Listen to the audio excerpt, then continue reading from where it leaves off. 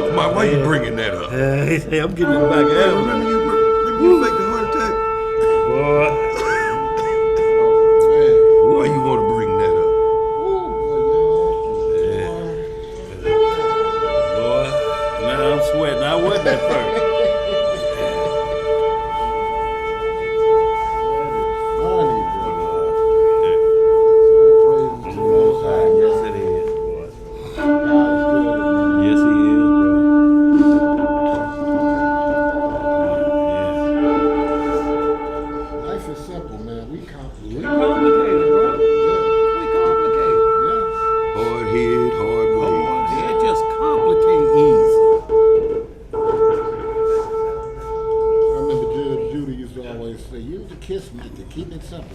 Shalom, Aunt Floyd. How you doing?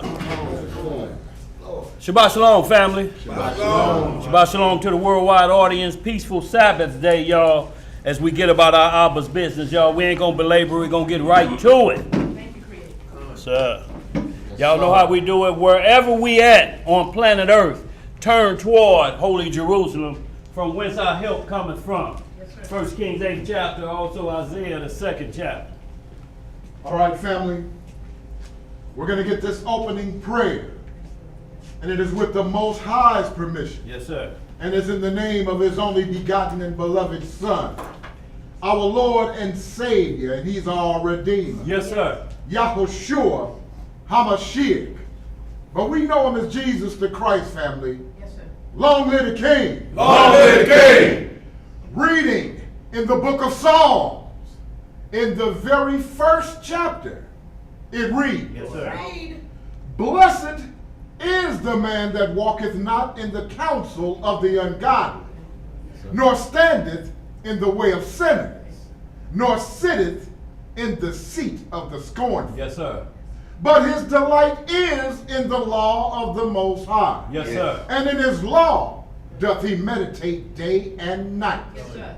And he shall be like a tree planted by the rivers of water, Yes, sir. that bringeth forth his fruit Yes. in his season. Yes.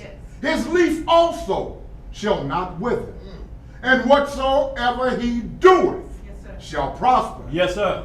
The ungodly are not so, but are like the chaff which the wind driveth away.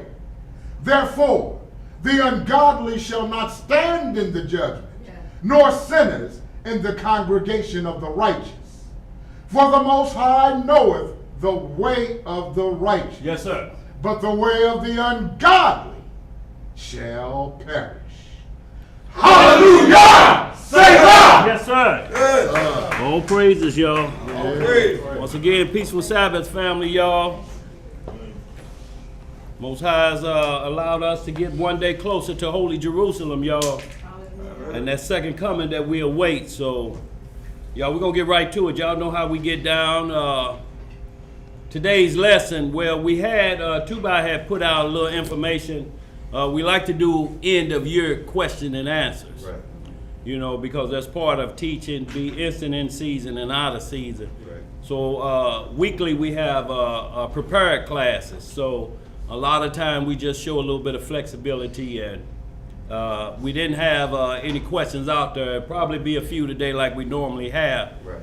But we always have a class prepared just in case. So today's class, if we don't get a lot of questions today, or most of them, if we could point you to a class already taught, we'll do that, because no need to rehash a full class again.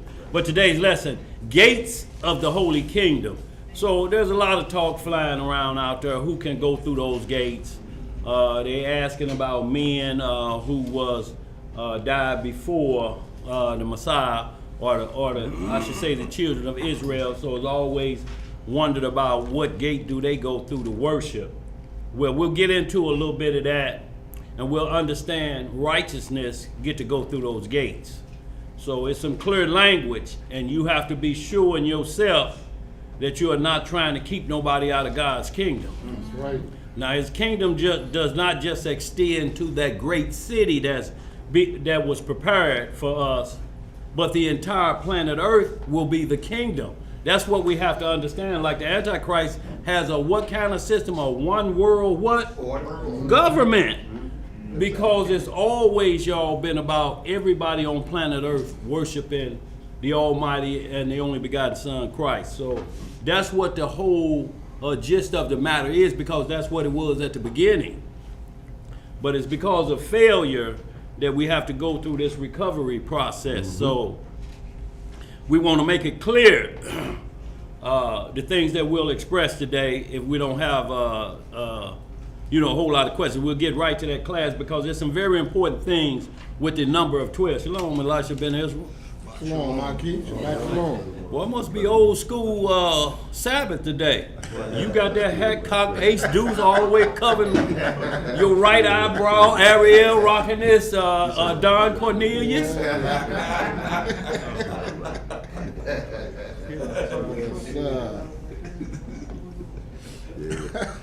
Yeah, I let the spirit do it. Yes, sir.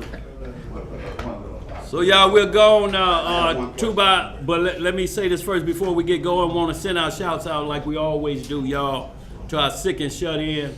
Y'all, our brother Roddy Rod Hudson, the husband of our sister Myra, sons Miles and Lil Rod. He's doing well, y'all. He's on the recovery greatly. He's in the rehab center now. So he's just working himself back, strengthening himself back up to head on back to the house. So the Most High is showing him mercy. He's cognitive and he's clear in his mental. A little disappointed, y'all. And we can understand that, but just letting them know the Most High always had you in the right place for the treatment you needed, because you could have been somewhere else. And it could have been a whole different situation. So all praises to the Most High and only begotten for seeing this brother through this walk and these trials and tribulations. Also, our Derek, he'd have been around for a while. They've been around since 2014 or so, and his wife, Ormisha. Ormisha has a procedure, y'all, this Monday.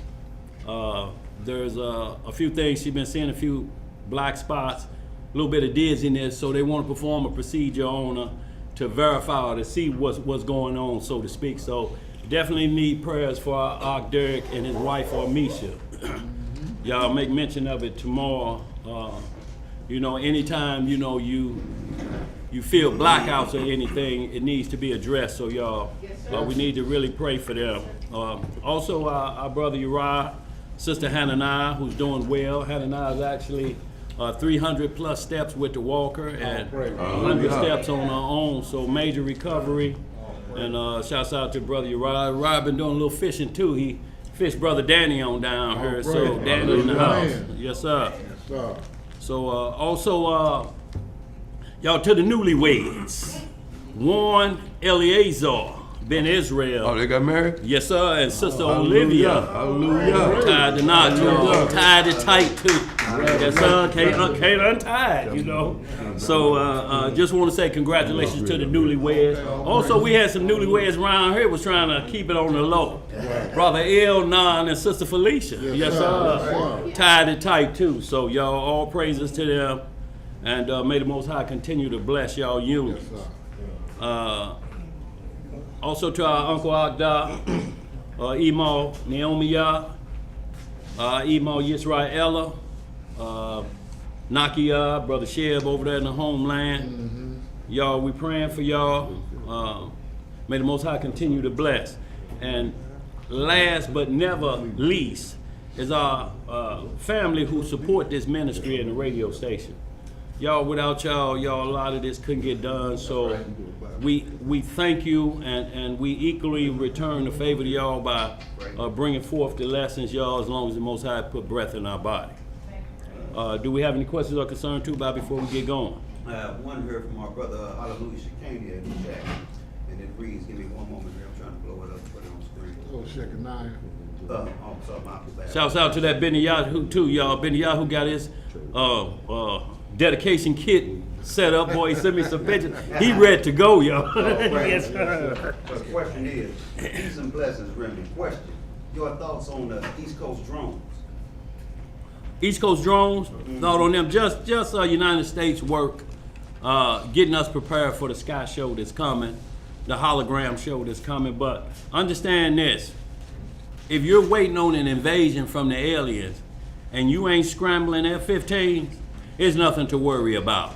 You got the so-called UFOs just floating over New Jersey, and they ain't scrambled nothing. Look, 9/11.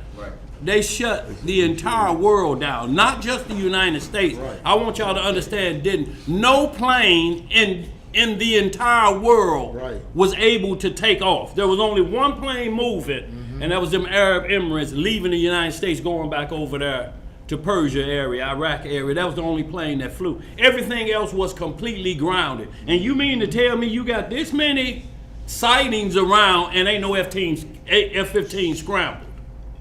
No Black Hawk scrambled. Y'all ain't worried about it. Joe, ain't nobody woke him up from his nap. Right. You think they gonna wake him up and heat up rice pudding for this situation? Yo, this just army technology been going on for the longest. They'll just bring it out. But the key thing for you to look at is, why with all of these iPhones and cameras with the 4HK, what's them high resolution? 2x, you know what I'm saying? 4K and all of that. But yet, with these top of the line iPhones, what's the boy Patrick Mahomes that left his other phone company to go to T-Mobile or what it is for the camera? And yet those UFOs are still blurry. How are they still blurry? Because they don't want you to see serial numbers on. Made in the USA. That's what they ain't ready for you to see yet. Or made in China. Made in China, yeah. So y'all, those things are just work that they prepared. Those things are probably 15 to 20 years old, that technology. Right, and then they're saying that they can't detect them on radar because they don't have a heat profile. Yeah. So you know anything that runs by with a motor creates some sort of heat. Yeah. Right. But Tesla, the guy who was doing electricity back in the 1900s, they stole his patterns and killed him. He had all this technology back then. Yeah, the Tesla. In Germany, Hitler had a hold to every scientist that had all the power to create rocket propulsions and things back in that day. Jack Parham was doing rocket propulsion way back. Elon is a new boy at this. Yeah. He new booty at this. Y'all look up Jack Parham and rocket propulsion, and look up also that other boy as well, Tesla. Nikola Tesla, and see how he wanted to use that energy for everybody, so there wouldn't be, no, we got to charge for this. I've seen Put it to death and took all the patents. Same way, y'all, that's what they do. And all of the scientists that was in Germany, America brought them to the United States and then charged them with no crimes. Like everybody else. Which they all work for NASA. And we all work for NASA. So, y'all, this technology is old. One thing you got to understand, Genesis through Revelations, the book of Enoch, the book of Jasher, you ain't never saw a crash UFO mentioned. I don't care, you ain't even heard it before the flood. The fallen angels didn't show no fallen UFO craft that they got somewhere. No, y'all, supernatural can't crash. It's supernatural. So y'all, we have to understand that and not fall, or like Jeremiah 10 said, be not dismayed at the signs of heaven, y'all. The heathen dismayed at that. But what kind of invasion is that, and ain't nobody panicking? Then it can't be a real invasion then, is it? No, they're like, this ain't the Messiah coming, because we ain't had that antichrist. What's his name? Orson Welles or whoever. Orson Welles. Yeah. Scared everybody down because that was radio lights. They couldn't see then. What you got back there, Emo? Another thing, I was listening to they were saying that someone was asking, why does he want to tell, people want to tell? They said it's a need to know. It's a need to know. Need to know what, Emo, about them? About the drones. Yeah, y'all, it's drones everywhere, y'all. Drones are so quiet now, they just done mastered the technology on them. You know, the little ones we play with and get off of Amazon, them ain't nothing. They got drones that can dodge around trees and buildings. Shalom, Sister Karen. Y'all, so y'all, all of this is, Emo, this is old technology being brought forth so that when they bring the real stuff, it'll really grab your attention. It's a dress rehearsal. It's just a dress rehearsal, yes. And then, you know, another thing, and outside of this country, drones, and they are so precise. The drones are so precise. I mean, almost to the fact whereby when they get into a certain, when they turn on a certain number, whatever, they disappear like a transparent like a thing. Yeah, just getting ready for the Sky Show, Emo. That's all. Y'all, no need to be worried about that because they ain't worried. Why would you be worried? You don't see the National Guard being, you know what I'm saying? Nobody be close. We had more activity in Ferguson when Mike Brown got shot. Right. Then they got out there, you know, and then, you know what I'm saying? Yeah, no doubt. So y'all, what you got? You got another? Okay. Not a question, but brother by the name of John Gillum in chat. Shalom, brother John Gillum. Pray for me, family. I can't find a job, and I've been looking hard. Yes, sir, bro. We understand it, and unfortunately, the seasons do provide work. Right. But don't know what's your age, or can you keep them feet warm enough? Because cold weather coming, and there's gonna be a lot of leaf raking, bro. That'll just put that pocket change in there. You know what I'm saying? Just till you get to one, and somebody will see you, and they may say, "Hey, I like the way you know, performing that work right there. Can you?" Right. You know, do a little work over here. So y'all, that's how it usually works. Somebody is watching you and they saying he truly is at work and not just playing around. You know, but yeah, we'll pray for you, bro, like we'll pray for all. It's tough times out here right now. Did he list his skill set, anything? We connect him with anybody? No, sir, that was it. This is Well, let us know, what that skill set is.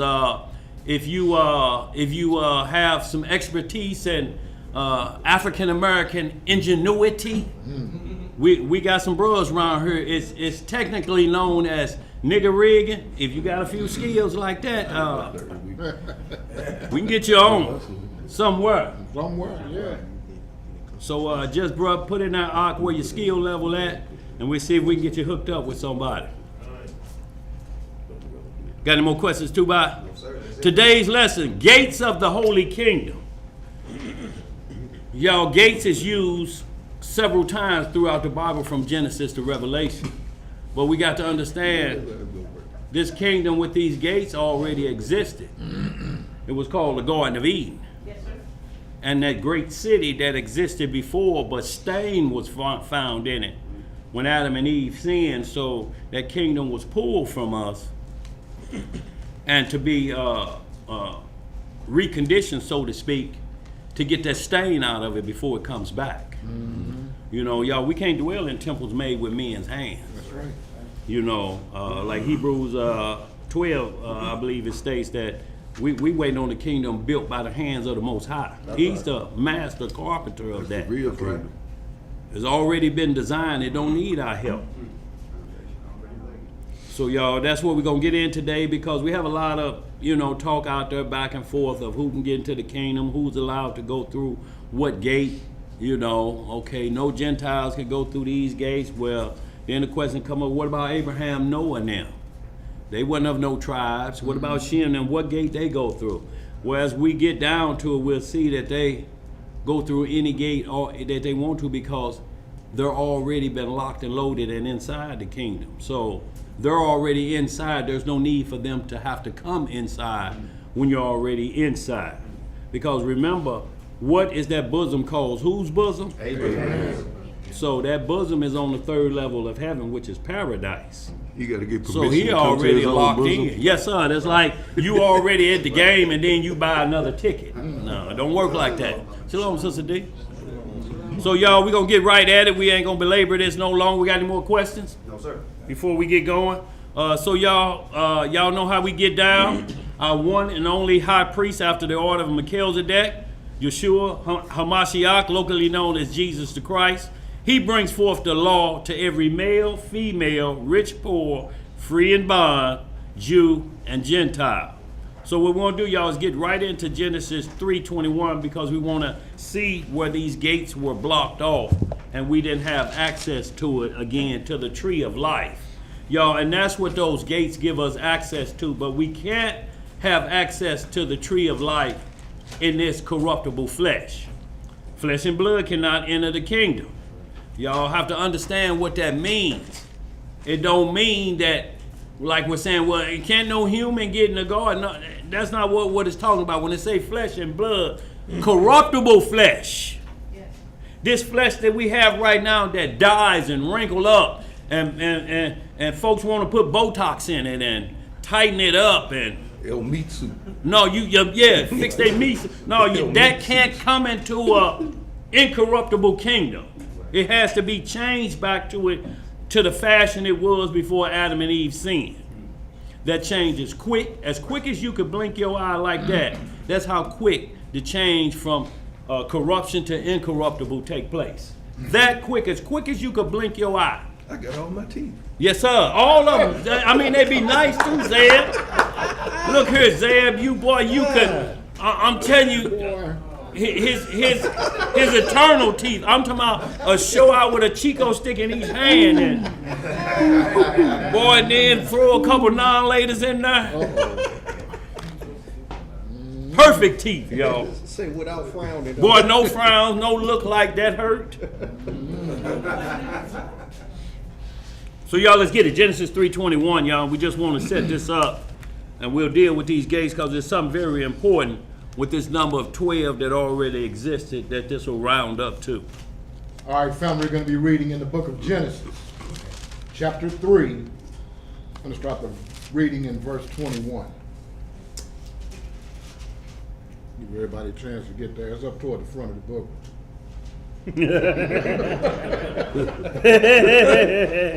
Real close to the front. Yes, sir. I tell you what, start at about 17. No. Go ahead. We'll start at that. We'll start what we said. Okay, I Yeah. was looking over there. You know I was. Yeah, I know you were. We'll Yeah. keep it at 21. Yes, sir. And it reads, well, let's start at 20. Okay. And Adam called his wife's name Eve, Yes, sir. because she was the mother of all living. Uh-huh. Unto Adam also, and to his wife did the Most High Yah make coats of skin, Uh-huh. and clothe them. And the Most High Yah said, behold, the man is become as one of us, Uh-huh. to know good and evil. Right. And now, lest he put forth his hand, and take also of the tree of life, and eat, and live forever. So why is this so bad that where he put forth his hand, or why is that so bad to know good and evil? Y'all, because he learned evil from forbidden knowledge from an individual who already cast out. The war in heaven had already happened. So he understood the bad side of a crime before it ever existed for him. Y'all understand what I'm saying? So his free will offer, or his level to understand being born in righteousness escaped him, but it wasn't that he was tricked into it. His flesh lusted after the knowledge of opposite of what God had told him in Genesis 1:26. That's right. You know, the flesh will lust. Y'all understand this perfectly when you get into some 2nd Enoch chapter 30 and 31. It'll explain it perfectly on flesh of his flesh and bone of his bone, and why he chose to listen to that instead of who created him. He listened to who came out of him, so to speak. I'm talking about Adam. Right. So y'all, this is what he ended up learning, and because Satan is always around, y'all.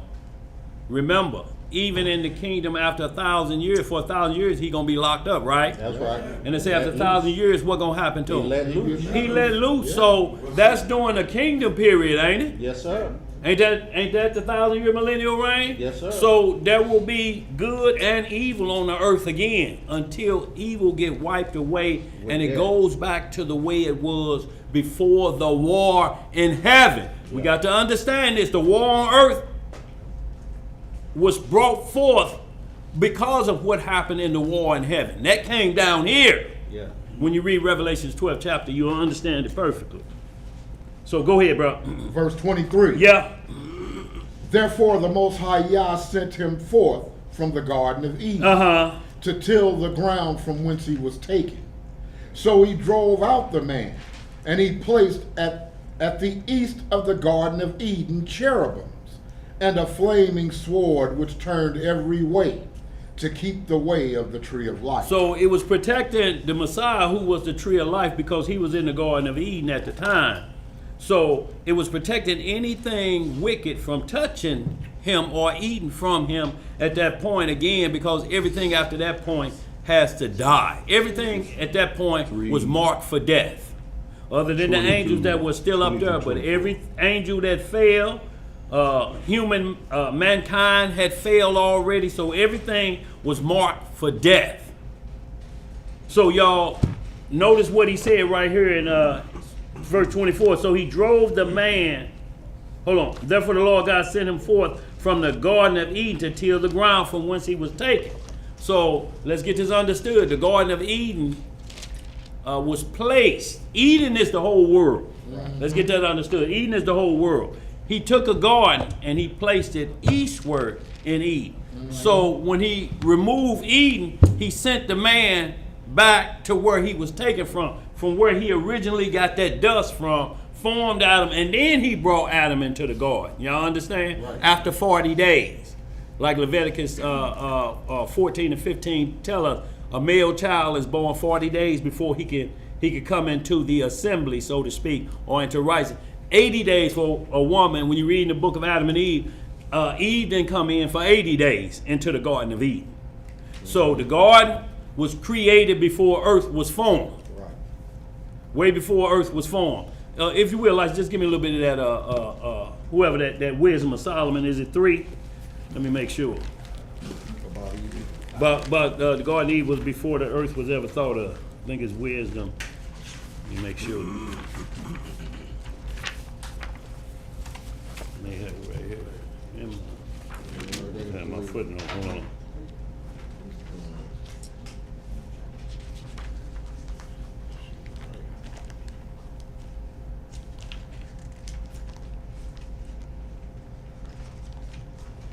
Wisdom of Solomon. Is it 3 like? Hold on, let me get that. Ain't 3.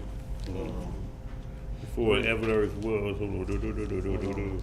Is it in 2? Oh, maybe 2. is- Hold on, where is it? Let me see.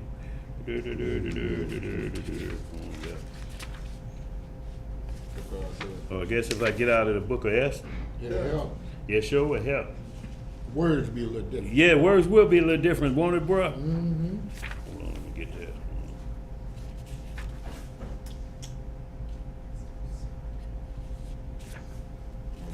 I'm in 3. You in 3? Hold on. Before the world ever was. I get it, y'all. I know where. But we'll keep going until that time. Yeah. Let me look at it. I know I got it right here. Wrote down. I'm half crazy or About the something. souls of the righteous.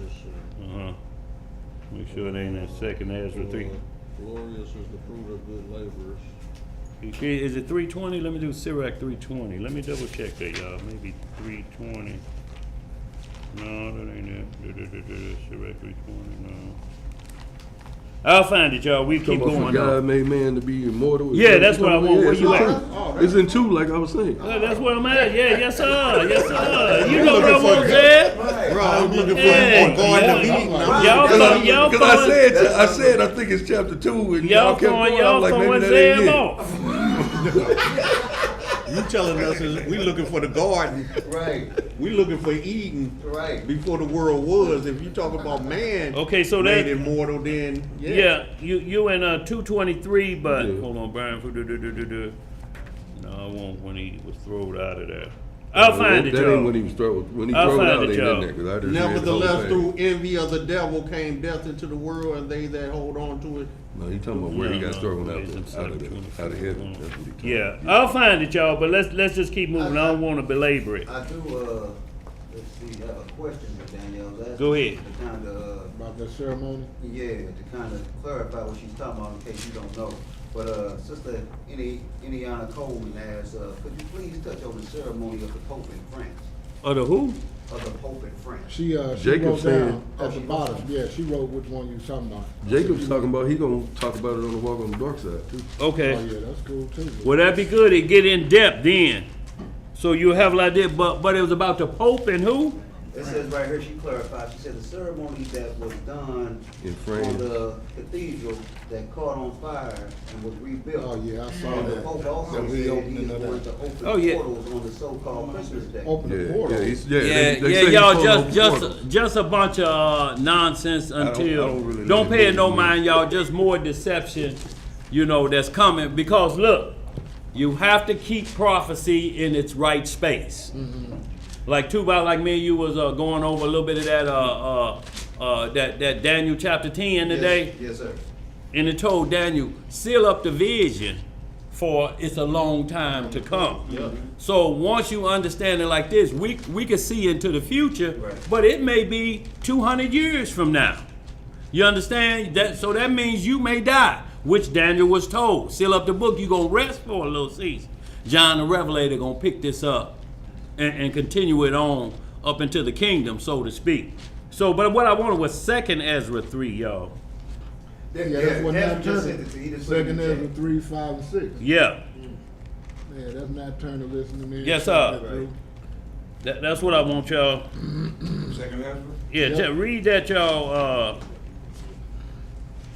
Start about 2nd Ezra 3, start about verse 4 through 7. 2nd Ezra chapter 3, verse 4. Yeah. So what we have to understand, y'all, Adam was born into paradise. Adam was born into the kingdom that we're trying to get back to.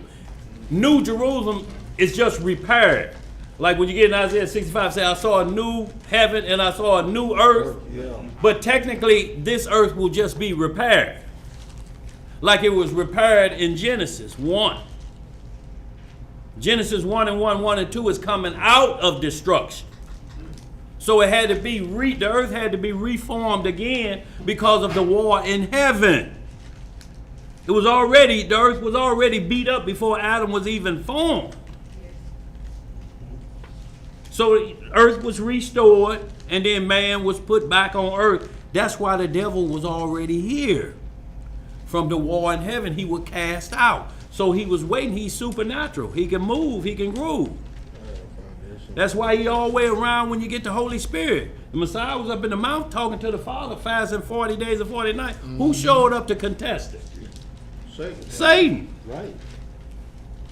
Because if I can get him, the tree of life is blocked forever from everybody. Yeah, that's right. That's why he told Martha, you can't touch me when I resurrected. I have to ascend to the Father. I have to go back up there as a first fruit offering. I can't have no corruption touch me. And then he said, but tell my brothers I'll be back soon as I made the first fruit. I'll be back to rap with him. Let's get it. 2nd Ezra 3. 2nd Ezra chapter 3, verse 4. Shouts out Nat Turner. O Elohim, who Yeah. bears rule, Yeah. thou speakest at the beginning, when thou didst plant the earth. When he did what? Plant the earth, Uh-huh. and that thyself alone, and commandest the people, and gavest a body unto Adam without soul. So we write in Genesis 1 and 26, right? But we hadn't got to chapter 2 of Genesis yet with this talk right here. Go ahead. Which was the workmanship of thine hand, Uh-huh. and didst breathe into him the breath of life, Uh-huh. and he was made living before thee. So Adam was breathed the breath of life because he was the king of planet Earth. So what was breathed into him was the Holy Spirit. Christ did that for him. See, and this is what we have to understand. The orders from the Father was given to Christ to deal with Adam, because Adam would technically be his son, so to speak, on planet Earth because Christ is to rule planet Earth. Because Christ did the same thing with his 12. So real quick, did you finish that yet? No. Go ahead, finish Verse that. 6. Yeah. And thou leadest him into paradise. Where he lead him into? Into paradise. See, he was made outside paradise, then he was led into paradise, like Genesis say. Go ahead. Which thy right hand had planted. When did he plant it? Thy right hand had planted. Uh-huh. Before ever the earth became full. So before planet Earth came forward, paradise was already ready and restored because Satan had caused a lot of problems. So restored earth from after the war in heaven and then bring paradise down, just like in Revelation. And I saw a new Jerusalem coming down. Same thing happened at the beginning of the world. It's the same kingdom, y'all. It's the same city. It's fabulous, y'all. It's not like Grant's Farm. It's not like how the Jehovah Witness have it, just apple tree, a pear tree, and the Messiah sitting there with 2 children around and they chewing on cotton candy. That's not what the Garden of Eden was like. The Garden of Eden was a super kingdom that would have made Atlantis look like a back alley dung house. That's what Adam walked into. That's why it was so detrimental on what they did. They sinned in the temple, in that space. Get that set, Marquis. Yeah. Verse 7. Yeah. And unto him thou gavest commandment to love thy way, which he transgressed. Which he did what? Transgressed. And immediately thou appointest death in him and in his generation, of whom came nations, tribes, people, and kindreds out of number. So y'all read that on your own, but give me a little bit of that John 20 through 23, because we're going to see, absolutely, so all praise to the Most High. But we're going to see the Messiah doing the same thing with his 12 disciples.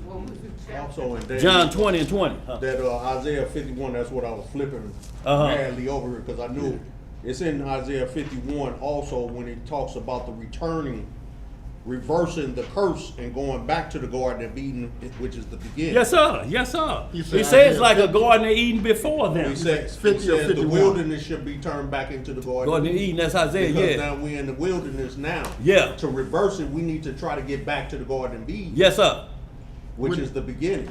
Which Isaiah 50 or 51? 51. Yes, sir. 1 through 4. Okay.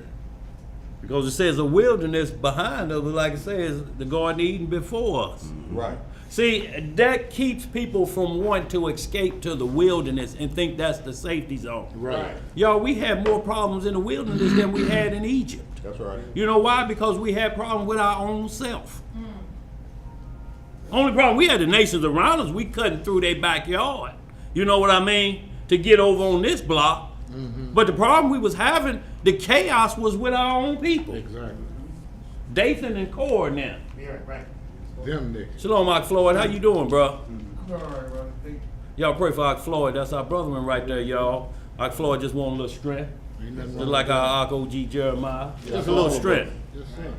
All of us need strength. Get a little of that John 20 and 20 through 23, y'all. And we're going to see the Messiah did the same thing in the Garden of Eden that he did with his disciples, because it's setting everything back up to work like it always supposed to be. Because there was angels in the garden, like the 12 tribes, the 12 disciples would be sitting on 12 tribes judging the nations of Israel. So we have to understand that this was already going on in the garden. There was angels around. Right. There was a marriage ceremony. Yeah. Eve was walked down an aisle to Adam. And the devil jumped right in there. Oh, I got to interrupt this before y'all have a child. You want some of this Hennessy? Yeah. Yes, sir. Sunflower seeds on that. So y'all have to understand, he had to interrupt the first birth. Y'all understand? If Adam and them had been fruitful and multiplied with no interruption, there would have never been a reason for Christ to come and have to redeem us. Children would have been born in the kingdom. Now we got to wait till Isaiah 4th chapter. We have to wait for 1 Corinthians 15:51 for that to happen now again. So give me a little bit of that John 20 and 20 through 23. John chapter 20, verse 20. And we're going to see the same exact thing with the same exact tree of life.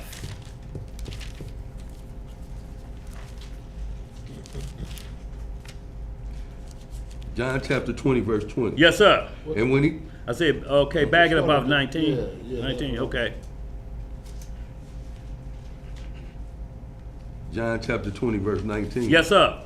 Then the same day at evening, being the first day of the week, when the doors were shut, where the disciples were assembled for fear of the Jews, came Yahushua and stood in the midst, and says unto them, Peace be unto you. And when he had so said, he showed unto them his hand and his side.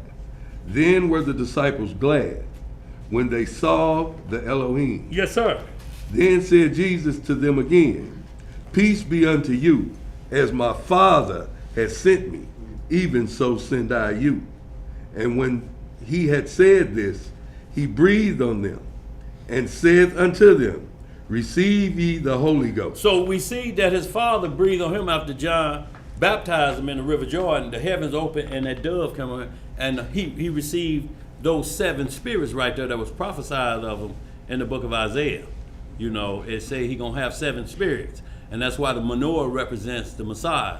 The 7 lights are the 7 spirits that the book of Revelation speak about, that's in front of the throne. So what he's doing right here, he say, and he said, just breathe on them and said, receive ye the Holy Ghost. When he breathed on Adam, Adam received the Holy Spirit, and he was able to move. He was able to talk right up to the heavens. But once he sinned, that got blocked off. All that got blocked off. All of it. Everything now has to go through secondary and third sources because of disobedience. Said it become brass. They become brass. Go ahead. What else to say? Verse 23. Yeah. Whosoever sins ye remit, Uh-huh. they are remitted unto them.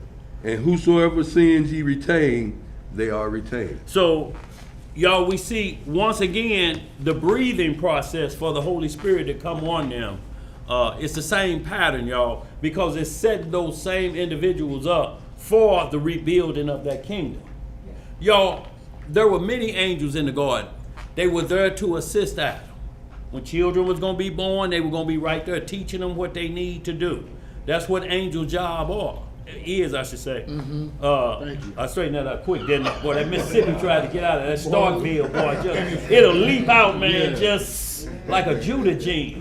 Yes, sir. So It was still there. It was still there. There's no doubt. So, y'all, that's what we have to understand. It's not like there be something new. Everything is being reformed back to the way it originally was, because that's the original plan. We're not, plan B is the recovery plan that we under right now, but we're going back to plan A, how it was at the beginning. Shouts out to y'all to Judas Not Iscariot up in here too. Yes, sir. Yeah, he brought her in that gym bag, like she got his weights in his gym bag. He was gonna show out a little taste in front of that menorah. We told him, no, we believe you, boy. We know you're doing good. Knock out some one-on Yeah, some one-on push-ups, Yeah, yeah. all right. Gonna have us carry him back down to the car. No, he say he's strengthened up, like. That's a lot of money go with it. He say he's strengthened up, bro. You want that John 10? Yeah, we're going to John 10th chapter, y'all. So we understand what's taking place here with these gates, y'all, because that's what paradise was. It had the gates in it as well. When Enoch is being taken up, notice he's saying there's gates for snow. They're treasure houses. So y'all, gates are throughout the Bible, but each one has this specific of how a prophecy explains it. So we want to stay with the gates that's concerning how the kingdom will be, and we're not going left field anywhere. We're going to stay and deal with this kingdom, this powerhouse that some people look at like it was like Atlantis. If y'all ever heard what they were saying, it was a super powerhouse city, but that was of false gods, though. That's why it's sitting at the bottom of the ocean. Right.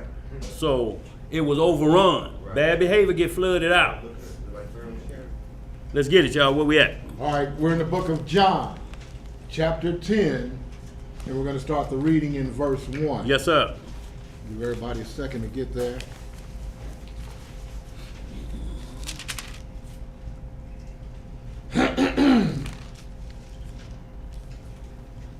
The book of John, chapter 10 and verse 1. Yes, sir.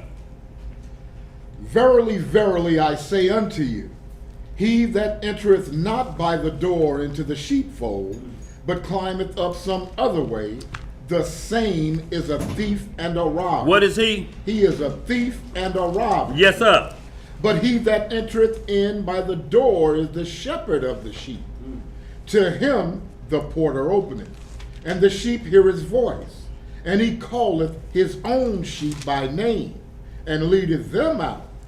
And when he putteth forth his own sheep, he goeth before them, and the sheep follow him, for they know his voice. And see, when you notice, the porter let them in. Right. So when we understand that there's angels at each gate, angels have the book. And if you sent to that gate and they don't find your name on that list, you're going away from that gate Right. to the gates of hell. See, hell even got gates. Yeah. You understand? Because there's something called the greater damnation. What would that be? Ooh, Lord. No, don't want to know too bad. I don't even want to ask too much. Go ahead, bro. Verse 5. Yeah. And a stranger will they not follow, Uh-huh. but will flee from him, for they know not the voice of strangers. And y'all, that's what we teach our children, don't you? Stranger danger. Yeah, right. Holler it out if a car pull up and they tell me I got a puppy in here or some non-ladies. Can you come here? Stranger danger! When they sit on the stranger's lap called Santa Claus. Right. Yep, that's some real serious stranger danger. You don't know what he is. He a sexual predator. Uh-oh, could whispering be. Lies in their ears. Whisper lies in their ear, sister. Yes, You sound sir. like you got a What? disdain for him. Let's read some more. That white man comes down the chimney, we ain't got, you better get up. Get down. Well, look. Lead him the hell up out of You here. ain't get down no chimney. If he black and come through that chimney, it's the same thing. You know, go ahead. Right. Man, he got no chimney. You know what, Brother Daniel, Uh-huh. I'm reading in the pseudepigrapha, and it was talking about how, they were saying that this one, that there was, who was it, came up, and he was coming to the third, I think third, and the angels looked down and said, who are you? Uh-huh. We don't know you. They. Shalom, shalom, Elder Shalom, Judah. shalom, What's going on? Shalom, Sister Tashiba. Yeah. Good to see y'all. Yes, sir. Come on in, fam. Sabbath Huh? testimony. It's Sabbath. good. No doubt, no doubt. Yes, sir. All praises to the Father. Emo, you speaking of, or you talking about in the book of Nicodemus, or you saying he came up and they asked him, who are you? Yeah, they said, who are you? You get a little closer to that, Emo, if you kind of remember a little bit more. And You know. it was in the pseudepigrapha, and they said to him, they said, we don't know. And then the Creator said to them, he called them. He said, who are you to tell when you come up here or not?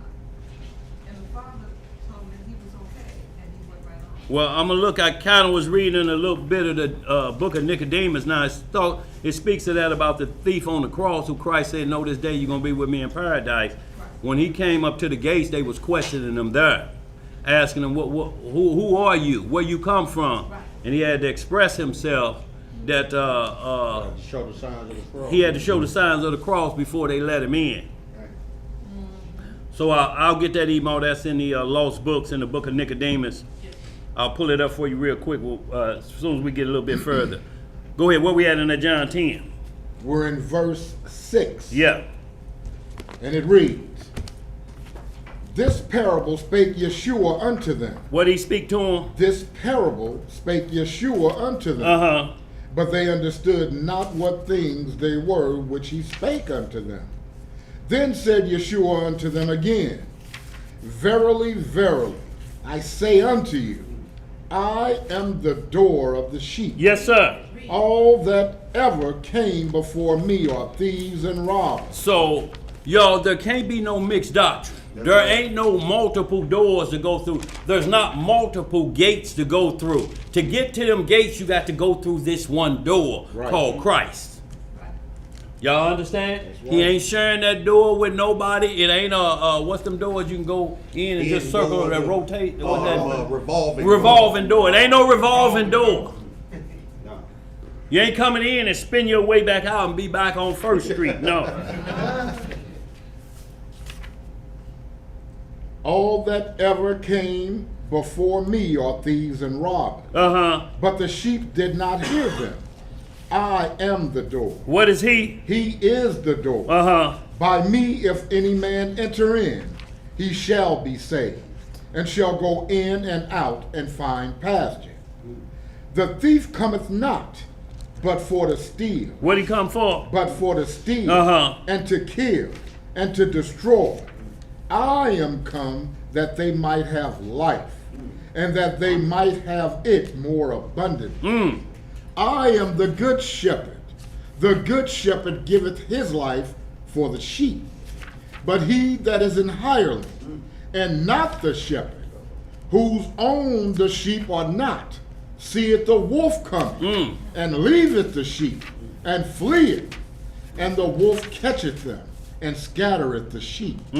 The hireling fleeth. What the hireling do? He ran. Yeah.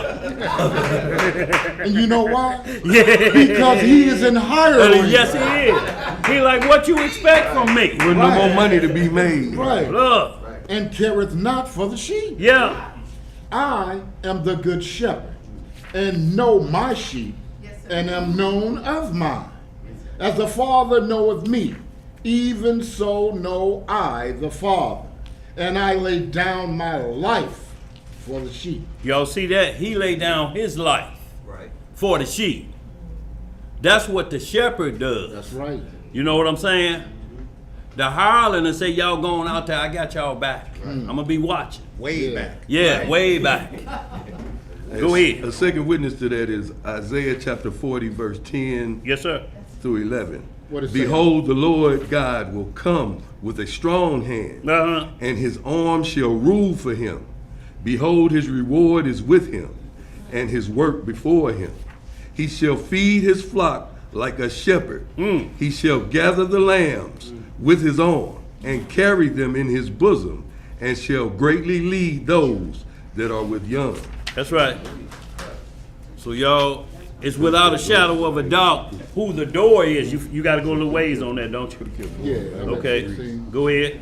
Verse 16. Yes, sir. And other sheep I have which are not of this fold. What did he say he got? Other sheep which are not of this fold. What does that mean, y'all? There's other people that listen to him. There's not a. What is the fold, though? That's what we need to get first. Israel. And so, what are the other sheep? The Gentiles. Yeah, That do what? Believe. Yes, sir. Let's keep some more. Have faith. that's right. And other sheep I have which are not of this fold. Right? Them also I must bring. He must do what? He must bring. Uh-huh. And they shall hear my voice. Yeah. And there shall be one fold and one shepherd. Therefore doth my Father love me, because I lay down my life, That's right. that I might take it again. No man taketh it from me, but I lay it down of myself. That's right. I have power to lay it down, and I have power to take it again. This commandment have I received of my Father. There was a division, therefore, again among the Jews for these sayings. See, Like it is and when today. they're talking about the Jews, they're talking about the Pharisees Right. and the Sadducees who want to sit in the Messiah's seat and Moses and them. See, that's who the war with. Your enemies are the foes of what? Your own household. So this is who he's warring with. Pilate let him go. Pilate say, I don't see nothing wrong with him. But who condemned him? Israel. Go ahead. The Pharisees and Sadducees. Verse 20. And many of them said, He hath a devil, and is mad. Why hear ye him? Others said, These are not the words of him that hath a devil. Can a devil open the eyes of the blind? See, that's the question right there, Kenny. Is it recorded anywhere that he opened the eyes of the blind? Right. Go ahead. Verse 22. And it was at Jerusalem the feast of the dedication. What was And it, the feast of what? The feast of Yo, the that's dedication. what's coming up, y'all. This Wednesday at sundown. Yeah, this right here coming up, y'all. We got to get prepared, y'all. They've been prepared for actually was finna wear mine. Xmas the same day. They've been getting prepared for Xmas July. So y'all, if we tell them they shouldn't be doing that, what do we replace that with? Do we have a replacement? See, because this is the replacement. You got to teach them about this, the other set of lights that they should be doing for 8 days.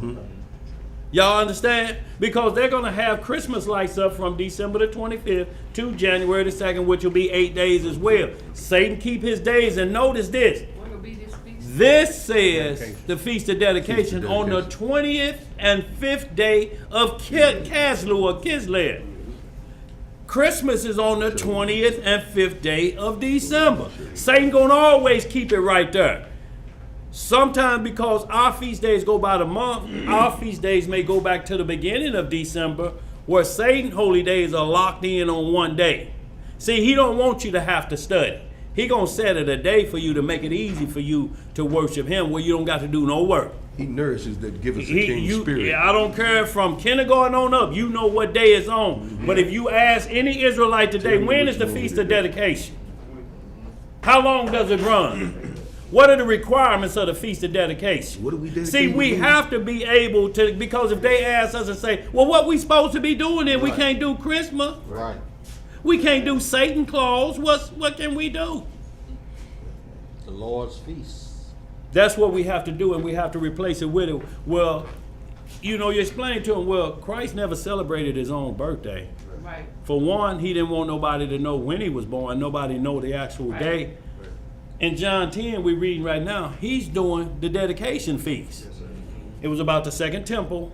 Jake did a real good class on it last night. He's going to do another one this coming feast day, Wednesday, the 25th. He's going to do another one. So, but y'all see how Satan got him right there, so you make a choice. You know, see where your mind going to be. It's right here. It's like, which door do you want? Door number 1 or door number 2? Mm-hmm. Well, door number 2, Christmas is saying, we giving out gifts today. Mm-hmm. Your God said you got to wait a little while to get yours. That gift gonna wear out as fast as your mama tell you the next day. Get that stuff off the floor before I throw it away. Wait a minute. But that was Satan. You just spent rent money on all these cars and you gonna throw it away? What you got, Sid? Satan always wants to compete. Everything that God does, he does the opposite. And Well, God didn't even have in his word when his son was even born. Yeah. Because he wants us to be more focused on why he was born. Right. And be ready when he returns. That's right. You're absolutely 100% right. But there are people that know when he was born. The midwife, the angels, his Mary know, his stepdaddy Joseph know. They know the exact day and the exact hour when it happened. We know for sure Mary know, but she never revealed it. But the thing is, to see, like, even in the beginning, Satan put that choice of good and evil right before Adam and Eve could conceive a righteous child. So in that, he's going to put all his days close to the Most High's holy days. Yes, sir. To give, so that, because he knows the Most High gives mankind free will choice. That's it. So if he could put his free will, his choice, right next beside it, but if you notice, all his free will is based on, all his decisions are based on lust of the flesh. Right. And so whereas the Most High's holy days are based on our spirituality to get a righteous soul and cleaned up to the kingdom. Yes, sir. So therefore, the flesh is going to lust after that which he sees as being fun and enjoyable. Every time. Like Paul says, that which I would love to do, I do not. Because my flesh is always constantly warring with my spirit. Yes, sir. So all Satan had to do was put some kind of alternative next to the Most High's holy days for you to pick and choose. And y'all, but we mostly pick the flesh for that which we think we know over the spirit. Absolutely, because they can trick us, and all they have to do is say one word, because it's based off of, we're not destroyed for lack of knowledge. Right. Let's not get that. Exactly. Because you don't know what, you can't be destroyed for that. If you don't know what about, we're restored for rejecting knowledge. So when the knowledge come, hey, you gotta let that go. You know, from that perspective, that has nothing to do with the Bible or Messiah. You got to let that go. If it's a custom of the people, let that be what it is. But you can't institute that into the Bible. The problem is, all the preachers know dedication is in the Bible. Right. But yet, they won't do it. They're doing what the world does. And they're bringing the whole flock into what the world does. That's right. What you got, Sid? It's just like, if it's supposed to be Christ's birthday on Christmas, what did you get me for Christmas? Right, so you're buying presents for somebody like else. Your own birthday. Yeah. What did you get me for mine? You better Well, look, if the birthday happened, then the wise men brought gifts, but they didn't bring it for that. But the bottom line is, we need to be taking some gifts up to Jerusalem, but we give them to each other. But all that, we just wasted time. That's just what the devil offers up front. Right. It's his birthday, but you gonna get something. You be like, wait a minute, that sounds like a good deal. Ariel's your birthday, and I'm getting a new BMW too. Yes, sir. Y'all understand what I'm saying? But it's his birthday. So no, that ain't in the scripts. He told us to honor his death That's it. and resurrection, Yes, sir. not his birth, because it was to come in untimely, just like his second coming. We don't know that day either. Right. Because see, even the world didn't know he was born at that particular time. Absolutely. And date. Because Herod, being the king of all the world at that time, had no idea. Had no idea. Heard about it. Heard about it, but he had no idea where, when, or what. Because he inquired of the wise men. And y'all understand this. There's wise men out there that can peep and get fragments of the future. See, the Most High give us a complete vision. So every president, every king, there's always what they call an oracle or a seer that's by them. They can tell them, we're going to lose this war. Adonai is pretty fired up at that same sex. We done went overboard with that. And you'll see some changes come to prevent Destruction of a nation. destruction of a nation coming because of their bad behavior. Just like they went to, Lot went to Sodom, the whole thing. They were warned the same way. And they say, man, we ain't cutting this out. How dare you cut out this Diddy party? Must have been a slippery deal. Boy, it was a slippery, well, whatever you said. The first sentence, the first verse of Wisdom of Solomon, it says, to all the kings and to the rulers of the earth, love justice. Yeah. Love righteousness. Yeah. Seek righteousness. Yeah. That your nation may be prolonged, or your kingdom may be prolonged. And if you look in Sirach chapter 10, I believe it says, every nation is destroyed or kingdom is transferred from kingdom to kingdom because yes, sir. of disobedience of the ruler of that nation. Yeah, change hands, and we're going to get into a little bit of, y'all going to see this change hands when we get a little bit of this book of Jasher. It's going to show when we went through the Red Sea. It wasn't just one passageway that opened. We're going to get some clarity on that today, and that number of 12 is going to come up again. But, Ema, what you were speaking of, I'm going to say this, we're going to get going, is chapter 20 of the book of Nicodemus. And when you start out in verse 1, it shows that when the Messiah was crucified, like we read in the book of John, say he went to hell and talked to the prisoners. He don't mean the lake of fire hell. He talking about hell, the grave, where souls were held until his second coming, because they believed in him, because they saw him before he was born in the flesh. They saw him when he was the root of David. Y'all understand? He's the root and the offspring of David. So everybody that died before Christ was born knew him as the root of David, way before King David. So they knew him already, so to speak. So he went down after he was crucified and released them from the bonds of what we call hell or the grave. And at this point in Nicodemus chapter 20, in the pseudo-figure of lost books, it gets into it. It's talking about Adam. And then when we get down to verse 5, this is all I want to read. And while the holy Enoch and Elias were relating this, behold, there came another man in a miserable figure, carrying the sign of the cross upon his shoulders. So how do you do that? See, this so we don't get mixed up with that Catholic stuff doing like this. You know, he's carrying it on his shoulders. So how is he carrying the sign on his shoulder? You'll read some other places, also in Thecla and earlier, some earlier chapters in here, and you're going to see he stuck out his hand and made the sign of the cross. Two other men who was resurrected, when Christ was resurrected, they came out of their graves too. They made the sign of the cross on their tongue. How do you do that? Well, it said with their finger, because they couldn't speak. So how do you make the sign of the cross on your tongue? See, this is to get away from all that thinking is this. It wasn't none of that. It was to show that what you bared. You have to show what you bared for Christ. Right. What temptation you got through.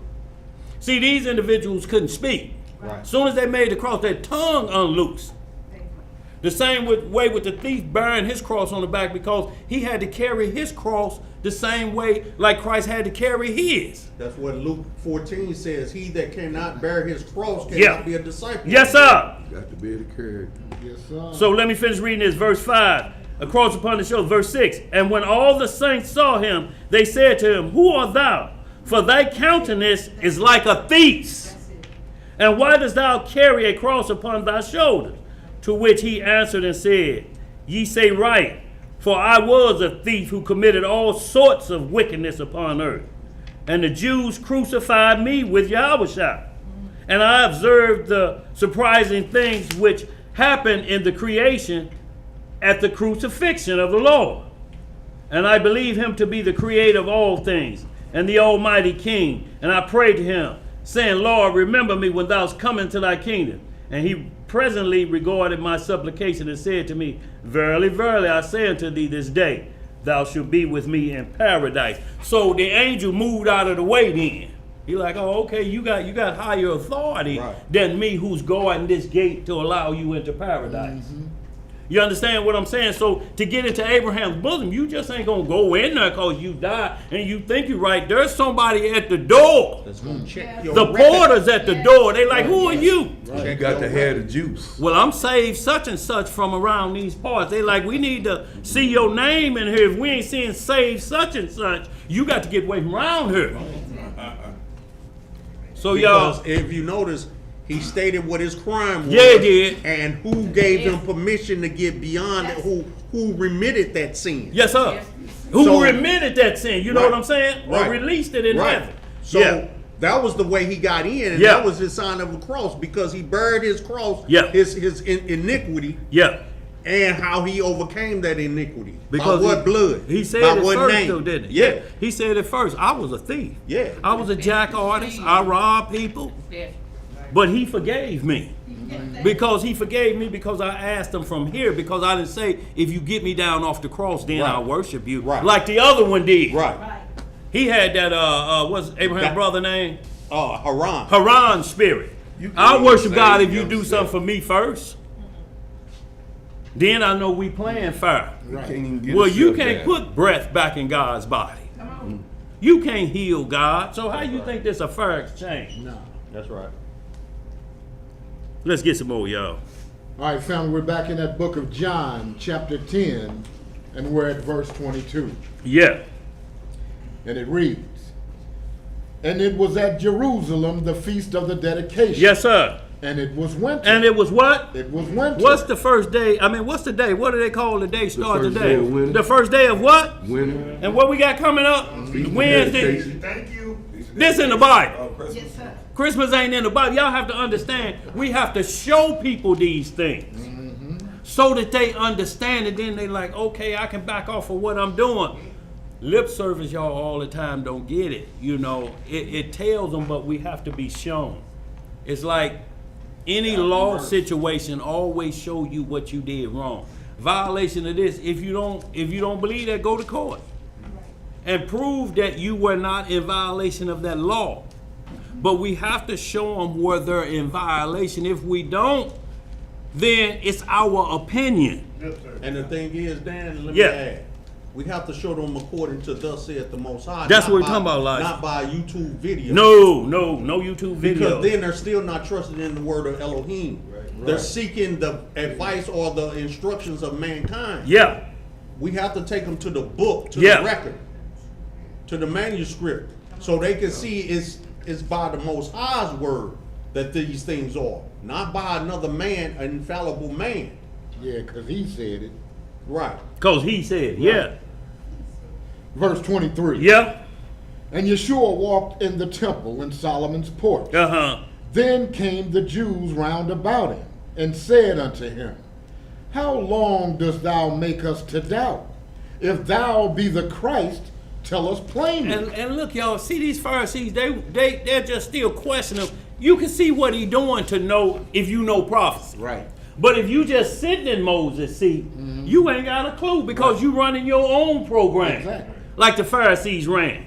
A little leaven and do what? If your righteousness don't exceed who? The righteousness of the Pharisees. You have no part where? So y'all, this is what their talk was. This was their kingdom now. Right. Pilate was giving them power. Even though they're sitting and ruling from Jerusalem, King Herod, but the Pharisees was glad to eat them crumbs. Like a Al Sharpton. Jesse Jackass. Jesse Jackson. All of these leaders that sit right next to the king like that, and he feed them whatever they want, and they just keep the people at bay. Go talk to them, tell them to quiet down. And they told them, now look, we hear y'all got another king coming out of y'all line. Right. Y'all ain't told us about this king. Caesar don't know nothing about this king. Pharisees, y'all getting paid to keep us informed. Right. Who is this new king coming to town threatening her? Right. Okay. Some Negro around here talking about he can do miracles, and Right. some say he was doing this. Right. What Nicodemus said? We believe he done gave Nicodemus strong drink because he believing in him now. Y'all, they were accusers, our own brethren. I mean, And guess what they said, Elijah, this same talk? Same When thing. they crucified him. Let the blood be on who? Our children. I put that on my children. On our children? He ain't God. They said our children and our Children's children. So they say for generations let this curse be upon us. So when you see Pharisees today, these camps that's dressed apart, got their own high priest, say Christ was born in fornication, them they children. They dress just like them. They talk just like them. They make their own rules just like them. A tree is known by the Fruits that it bear. Dress just like them. Talking noise just like them. All out of cup. They judge your righteousness from the outer cup. Brother, you got your fringes on. That's the only way I can tell if you righteous. And I got 3 pedophilia magazines in my back pocket. And I got fringes on. You think, so long, Uncle Rick. You understand from the outer cup. And you're going to find out later on in life, What you it's got? going to be exposed that they were getting paid by the government. Yes, sir. Just like we found out that the Nation of Islam. You know, those purple robes that I see riding around every once in a while. What happened now? The people I see those. Oh, yeah. All of them, they out dressing each other. Yeah, that's what we're talking about. The offshoots of Parliament Funkadelic with no instruments. Yeah. Or talent. See, they said they was Just one nation funkadelic. under a groove, Just too. funky. But go ahead, Elijah, finish your thought. I don't know, brother. I know, bro. I know, boy. I cut you off right there, boy. We're going to have to, look, Elijah, we're going to have to walk out there and come back in and see if you can remember. Yo, let's finish that up. Go ahead, bro. Yeah, that sometimes becoming more all the time. So, go ahead. Yeah. Verse 25. Yeah. Yeshua answered them. Uh-huh. I told you, and ye believe not. See, he said, I already told you, and you didn't believe. Right. Go ahead. The works that I do in my Father's name, Uh-huh. they bear witness of me. See, he said in his Father's name, so it's record. So all they would have to do is find fault in the Messiah for breaking prophecy or sinning just one time. And they couldn't do it, so they have to make up sins and stir up the people. Notice only these Pharisee camps are doing debates. Only one. They're not teaching classes, they're doing debates. And it stirs up the people and creates doubt. That's their job. Caesar panel. Let's get some more. Verse 26. Yeah. But ye believe not, because ye are not of my sheep, as I said unto you. Uh-huh. My sheep hear my voice. Yes, sir. And I know them, and they follow me. And I give unto them eternal life. What he giving up? Eternal life. Uh-huh. And they shall never perish, neither shall any man pluck them out of my hand. Yes, sir. My Father, which gave them me, is greater than all, and no man is able to pluck them out of my Father's hand. Uh-huh. I and my Father are one. Yes, sir. Then the Jews took up stones again to stone him. Uh-huh. Yeshua answered them, Many good works have I showed you from my Father. For which of those works do ye stone me? Right. Just name one act of kindness or doing good on the law that I broke. Well, you healed on the Sabbath. Wait a minute. Numbers 28, the priests profane the Sabbath every week, and they blameless. They have to forgive your sins. You don't stop sinning on the Sabbath. If you did, that would be off limits for the priest. No forgiveness of sins on the Sabbath. But they got to be in there because we won't quit sinning. But you did 2 for 1s last night. Yes, sir. So like manner, y'all. He asking them, for what do y'all, I can heal on the Sabbath. Right. So this is why we always bring this up to these holy Sabbath rollers that force pain on you on the Sabbath, and it's supposed to be a feast. Every Sabbath is a feast, starting to Leviticus 23, because it go back to the Sabbath at the beginning. It don't go to the one at Mount Sinai. In the wilderness where you had to wear fringes to remember the Sabbath. It keeps saying, as it was in the beginning. That rest, right. Hebrews 10, that rest, like Adam was supposed to have. Just work from retirement. Adam was born into retirement. Do y'all understand that? Now we got to work to get to retirement. Break it down with that. And it's still in retirement. And it's still, I'm talking about here, but we have to work now to get back to the retirement in the kingdom that Adam was born right into. Now we got to work by the sweat of our brow. Thorns and thistles in our way, because we just won't obey. It's just so hard, and they ain't grievous. Right now, if we ask everybody, you can't keep them laws, if we just say, which one? And you know what they do, Elisha? Go back to animal sacrifice. We'll let you know they don't understand the priesthood at all. We don't sacrifice animals no more. If that's the case, Elisha, boy, we got male sacks of sins. Man, and turtle doves, we need to be finding to get them out. It wouldn't be no more animals. Boy, look here. Boy, the St. Louis Zoo, you say it'll be empty? Man, boy, we be offering everything. Monkeys, gorillas, hyenas, anything. Anything. Because we'll run out. What you got, bro? Creeping things. Luke chapter 1 and verse 5, it says, there was in the days of Herod, the king of Judea, a certain priest named Zachariah of the course of Abia, and his wife was the daughters of Aaron, and her name was Elizabeth. And they both were righteous before the God, walking in all the commandments and ordinances of the Lord, blameless. Yes, sir. What was that? Walking in, say it again. What was that? Blameless. Yes, sir. See, blameless is not sinless. No. There's just no finger pointing. Right. Because there's no man that sinneth not but the Messiah. So blameless means I may have a fault against me for something that may have happened. Like the priests, like the deacons and pastors must be, or bishops and deacons must be blameless. That don't mean they ain't never sinned. It means there can't be a current fault going on with them while they're sitting at the table. You know, they got a case pending. Right. Y'all remember when Welcome Home Roscoe, when he had to had to bag off of the white girl, you got a case pending. You got a case. Y'all know what I'm talking about. Go ahead, bro. The book of John, chapter 10 and verse 33. Yeah. The Jews answered him, saying, for a good work we stone thee not, but for blasphemy, and because that thou, being a man, makest thyself God. Now these the Pharisees that supposed to know all the prophecies that he was going to be coming to the world according to the prophecies, just like Adam was born. You understand what I'm saying? Adam was a God on earth. He had all the power of God. Yes. Not only this, but he was immortal. Yes, sir. He was preternatural, meaning his mother, which was earth, or dust, which really technically came because dust is technically invisible, unless you start to get a little bit. It never say dirt, it say dust. Dust is that residue. You know, sometimes you've been working in a coal mine, you can wipe dust off your forehead. You you need to get in the tub. Yeah. So that's what we have to understand, y'all. And you only see it if it's an accumulation on a surface. And what color is it? It look almost grayish white. Yeah. Like really, ash. Yeah, it's an ash. So that's who Adam's mother was, and his father was the Almighty.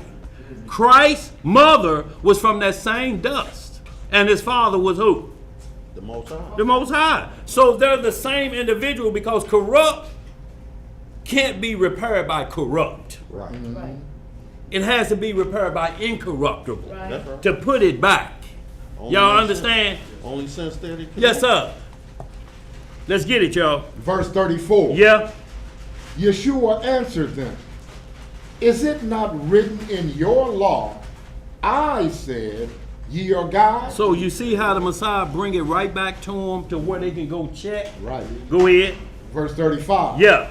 If he called them gods, unto whom the word of Yahweh came, and the scripture cannot be broken, say ye of him whom the Father hath sanctified and sent into the world, thou blasphemest, because I said, I am the son of Yahweh? Yeah, like y'all on me about that what was already written. I mean, prove the work that I didn't do that was recorded of me, what I said I was supposed to do when I get here. Right. I'm not going to tell y'all who I am. If y'all know the prophecy, y'all want me just to tell y'all straight up. Yeah. I'm him who was written. He said, I'm not telling y'all nothing. Mm-hmm. It's not for me to tell y'all because y'all going to be asking the same thing when the Antichrist comes. Tell us, is that you or is that him, the imposter? It's that he said Israel seeketh a sign. Seeketh a sign. Mm-hmm. We always want a sign. I always want the easy out. Is it you? Yes, sir. Just tell me, man. Always open book. But you see how before scriptures, before it says, how long do you make us to doubt? Yeah. How is he making y'all doubt? You doubting on your own. Y'all doubt because y'all got another shepherd. Your own unbelief is making you doubt. That's what's making you doubt. You're really questioning who over you. Right. You tired of his iron hand on you. You tired of him running sack day there. Sock day. So you understand that's what they tired of, them ones that's ruling over them. Exactly. Go ahead, bro. Verse 37. If I do not the works of my Father, believe me not. Ain't that simple, y'all? So that would have ended all of their questions because all they had to do was go to a law and say, do this, do that, because the Messiah is supposed to do this. But you know why they didn't want to do it? Because they had already seen it been done. Mm-hmm. When you get into John 3, Nicodemus, it breaks it down. It breaks it all the way down, that conversation with him and Nicodemus. Mm-hmm. Nicodemus said, I know you ain't from around here. Right. No man could do what you doing. And he's the ruler of the Pharisees. Right. But guess what he was doing? Creeping at night. Yeah. Right. Didn't even want them to see him. Because he was still didn't want nobody to see him. He was still getting money, a stipend. Getting a check from Caesar. That's right. Mm-hmm. So he had to sneak. He was like, man, you put me in a bad. He said, am I putting you in a bad situation or you putting yourself in a bad situation? Right. Mm-hmm. Right, you on a low pay and getting paid from this king. Get some real king money. Right. See? Kingdom bucks. Kingdom bucks, but no, he wanted what he had. Because if y'all ever watch, what was that movie called? Chosen. It's on Netflix now. Just look at the one about Nicodemus, and you see a lot of it was his wife. She was like, yeah, she was in his area. I like the way we live. Yeah. I love the way we live. We got everything.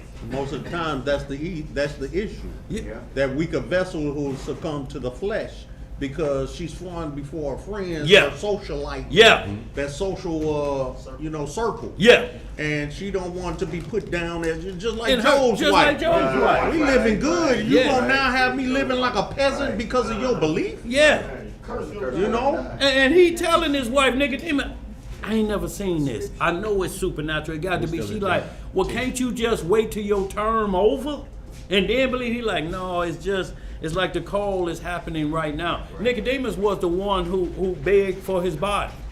But guess what he did it by night. He didn't want nobody else to see him with Joseph or Matthias. Grabbing the body of Jesus. He prepping him and looking over his shoulder at the same time. Yeah, he working to put him on all. But he knew right then who the king was. And he knew that. But remember, he fell out with his boys, the Pharisees. Yeah, he did. They were like, oh, nigga, you done changed us. He's like, well, so be it. I have my lot with Christ in death. But I also live with him forever. Come on. Let's get some more, y'all. Back verse 37. Yeah. if I do not the works of my Father, believe me not. See, y'all heard the test what's on the line? Run through all the scriptures and tell me where I'm off at, and then I'm off. Go ahead. But if I do, though ye believe not me, believe the works, that ye may know and believe that the Father is in me, and I in him. That's right.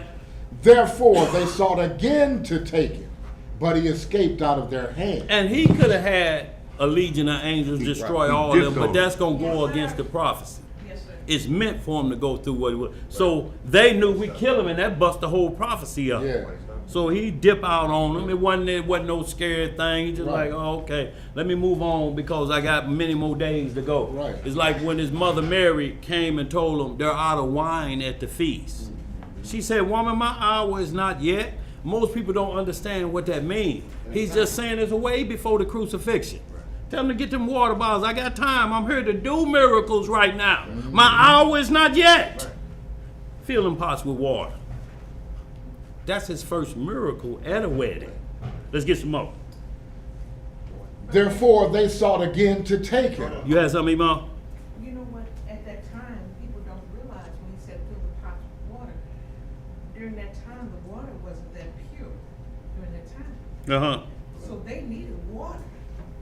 But then to see the water turn into wine, that purified their stomach too. Oh, absolutely, Imam.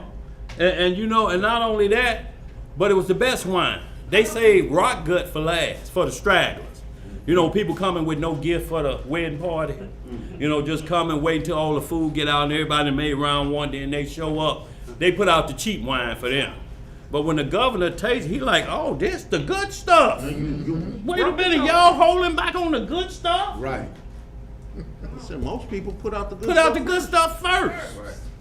Let's get some more.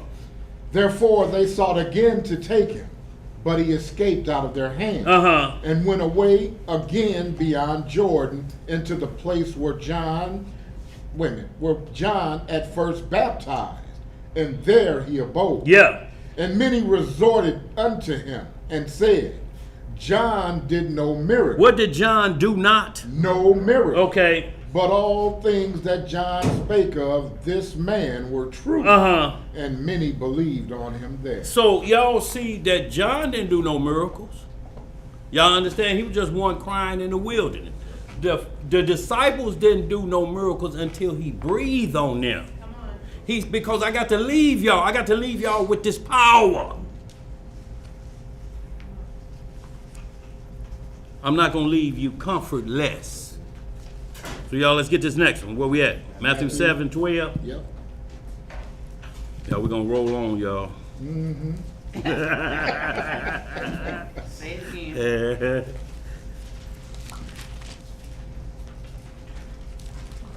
7 and 12, y'all. Let's get it.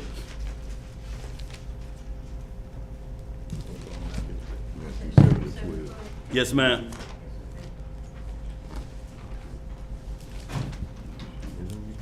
Dan, you got any questions back there? What we covering so far? Oh, no. Okay, well, let us know. I got a couple, but not on John chapter 10. Okay, well, we'll What get you at got, you. man? Yeah, if you got any questions, just feel free Come on with to it. ask. What you got? He said something earlier. He said, I never heard it before. He said, Jesus was born out of fornication. There's people that believe that, even though the biblical.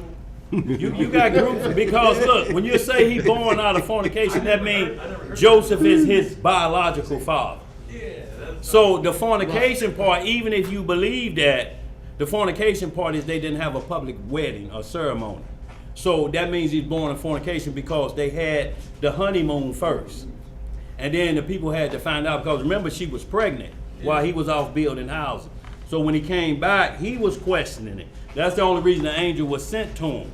And he said, I never touched her. And Mary said, he ain't touched me either. He said, don't worry about it. But it's nations that teach. We got groups out here now that say, well, what that meant was Joseph didn't touch her no more after he put Christ in her. No, you add that. Right. So it's people out there like the Kabbalah, or what the so-called Edomites and white Jews believe in the Kabbalah and Talmud, that Christ was born, his daddy is a Roman soldier. And Mary just happened to be working a brothel. That's what they teach in those books. So most of these camps read their books. So they don't want to give Christ his supernatural divinity. So they'll say things like that. He's born in fornication. And they still try to worship. You know the worst thing about that is? It's because they'll trust a lamb. And they'll inspect it for 2 weeks. And they'll call it holy. But yet the Lamb of God, they say he was born in fornication. They had sex before everybody knew they was getting married. So that's what it means, you know. So that's what a form of fornication is. Wedding, the honeymoon before the wedding ceremony. See, because you don't give people a chance to say, you know, is anybody in here can stop this, or anybody got anything to say? I do. That's Henry Earl's woman. He just been on work detail, and they got him out of town, so she was trying to sneak and get married again because he owned 2 Chick-fil-A's. You know, no, he can't marry her. She like chicken? Yeah. Yes, sir. Go ahead. Yes, sir. They got some good eating there. Probably the cleanest chicken around from these fast food joints. Let's get it, y'all. Where we at? With Matthew chapter yes, sir. 7 verse 12. There you go, Aki. Let us know if you got another one, Dan. Just hold your hand up, bro. Yeah, we'll get to you. Go ahead. Matthew chapter 7 verse 12. Yeah. Therefore all things whatsoever ye would that men should do to you, do ye even so to them. For this is the law and the prophet. And you see how the Messiah keeps saying this is the law and the prophets. I did not come to destroy the law or the prophets, That's right. but to fulfill it. Right. Well, he nailed that to the cross. Well, what about the fulfillment of Isaiah 66? The second coming. Did he fulfill that yet? And then they stopped in their tracks at that point because they know that ain't been fulfilled. So the law can't be done away with. Right. Until that be fulfilled. Then all will be fulfilled. Not one jot, Not one tittle. Go ahead, bro. Verse 13. Yeah. Enter ye in at the straight gate. What kind of gate? The straight gate. For wide is the gate, and broad is the way that leadeth to destruction. And many there be which go in there. Straight gate, y'all. No additives. Right. Straight gate. Not bisexual gate. Right. Not transsexual gate. Not trisexual gate. Trisexuals will try anything. A car, a dog, a cat. They'll try anything. That wouldn't straight be straight. Gate. That wouldn't be straight. That's what I'm saying. The straight gate you have to go through. They go through the other gate that's wide. Right. Because their gate has been widened. Yeah. Let's get some more. Boy, don't play. Boy. Verse 14. Yeah. Because straight is the gate, and narrow is the way which leadeth unto life, and few there be that find it. Beware of false prophets, which come to you in sheep's clothing, but inwardly they are raving wolves. Ye shall know them by their fruit. How you gonna know them? By their fruit. Do men gather grapes of thorns, or figs of thistles? Even so, every good tree bringeth forth good fruit, but a corrupt tree bringeth forth evil fruit. A good tree cannot bring forth evil fruit, neither can a corrupt tree bring forth good fruit. So when you understand Jeremiah 10 about the Christmas tree, you have to understand that was Johnny come lately. Even though in Jeremiah they were doing Christmas before Christ was born. But the first tree worship, I'm talking about tree worship, was in the Garden of Eden. The tree of good and evil that Eve and Adam worshipped. That was the first tree worship. And he was decked up. He had on all his garb, his high priest garb. That's why they looked at him. He didn't come in there with horns on his head. In the book of Adam, it says Satan's nature never changed. So if you looking for him to come howling and snarling and looking like the devil, you ain't going to see that. He going to be suave. His tie going to be right. He going to have that triple, what they call it, nerf, that knot in that tie. That triple Windsor going to be in there. That's why they always show him as, hold on, sis, as Al Pacino, or they show him as a sharp-dressed man. You know, because then that's to throw you off your game. But Isaiah 53 told us he wasn't going to come like that. He's going to come as a plain man, not that pretty boy deal. So y'all, good girls with bad boys, that started in the garden too. Yes, sir. The pretty boy. Right. Don't want the regular boy. No. What you got, sis?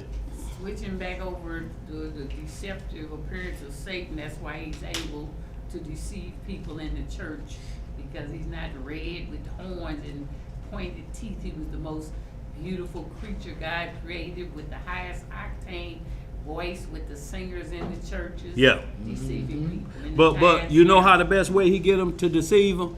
You say you love God. He say this commandment you can't do. I'm telling you, you can do it. Look at it again. Sunday. That's how he gets you. But this is what I'm saying, sis. They don't read the scriptures in church. What I'm saying is he comes for commandment keepers.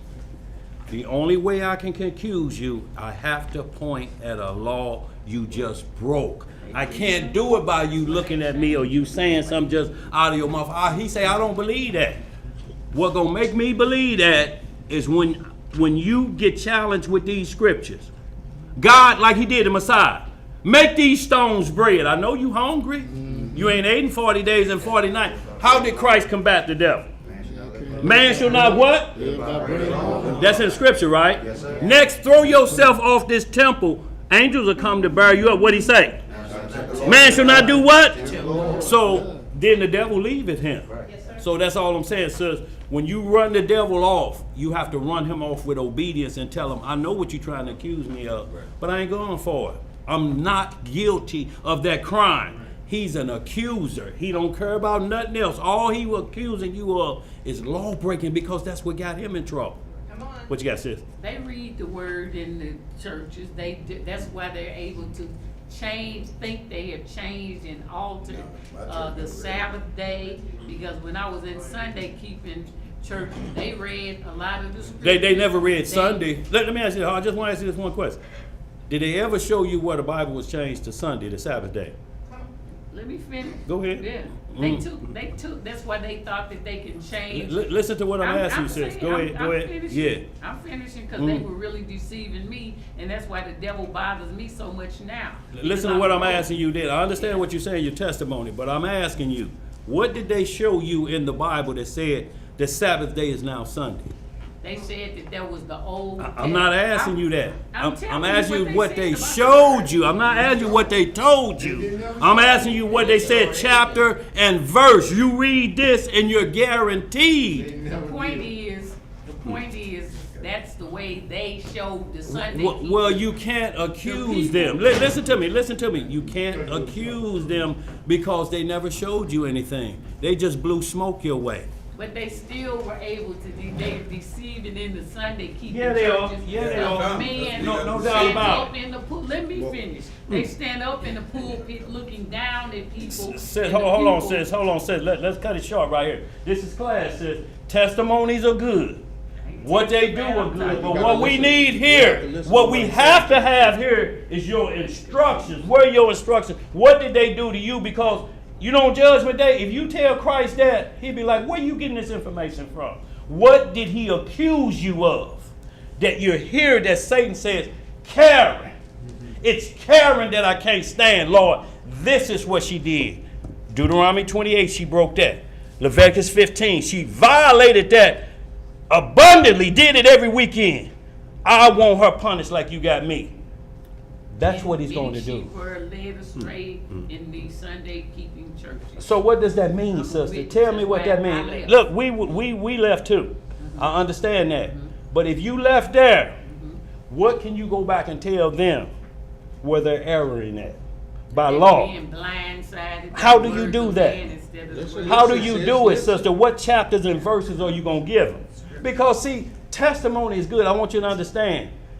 Jake do testimony Tuesday.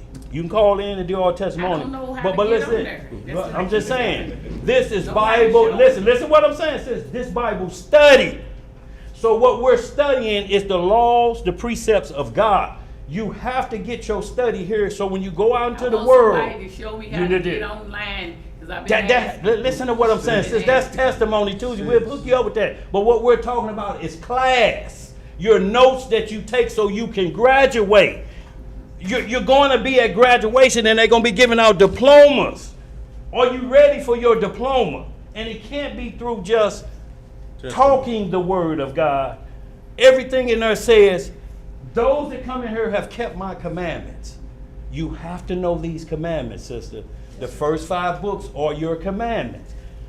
All the other books up to Malachi are your statutes and judgments of how those commandments were dealt with. You have to know that, sister. You're not going to get in with testimony unless your testimony says that testimony for what happened to you, you're sure to get in the kingdom, and that's not in there. Nowhere in the Bible that says you are saved in this flesh. It's impossible. It's impossible. Did I say it right? Impossible, okay. Love, like, you know what? Give me that. 7 different languages. Give me that, yeah. I ain't got it. You never gave it back. Yes, I did. I ain't keep it. I don't smoke. Okay, where is it? I ain't got it. Who got his life? So, listen, understand, we're not in no way, shape, or form putting you on Front Street, but this is what we have to understand. Everybody using notes, so we have to know what God requires of us, because the devil come to people who get the Holy Spirit. Do you understand that? He don't go to sinners. Sinners are already God. If you get the Holy Spirit, oh, okay.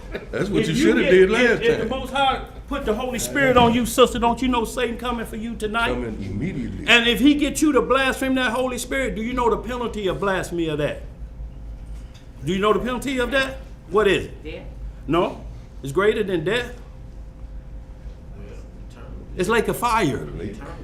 It's death eternal. Lakeside living. So I want you to understand that that's what his mission is to get you with him. He don't care about none of that other stuff. All he wants to know is how well do you know the Most High? And if you know him, you know what he requires. Like your children should know what your rules are when you send them, when you go to work. Y'all know my rules. What's my rules? Don't open the door for nobody. Take out the trash, wash the dishes. But when that wolf knock on the door, can y'all come out?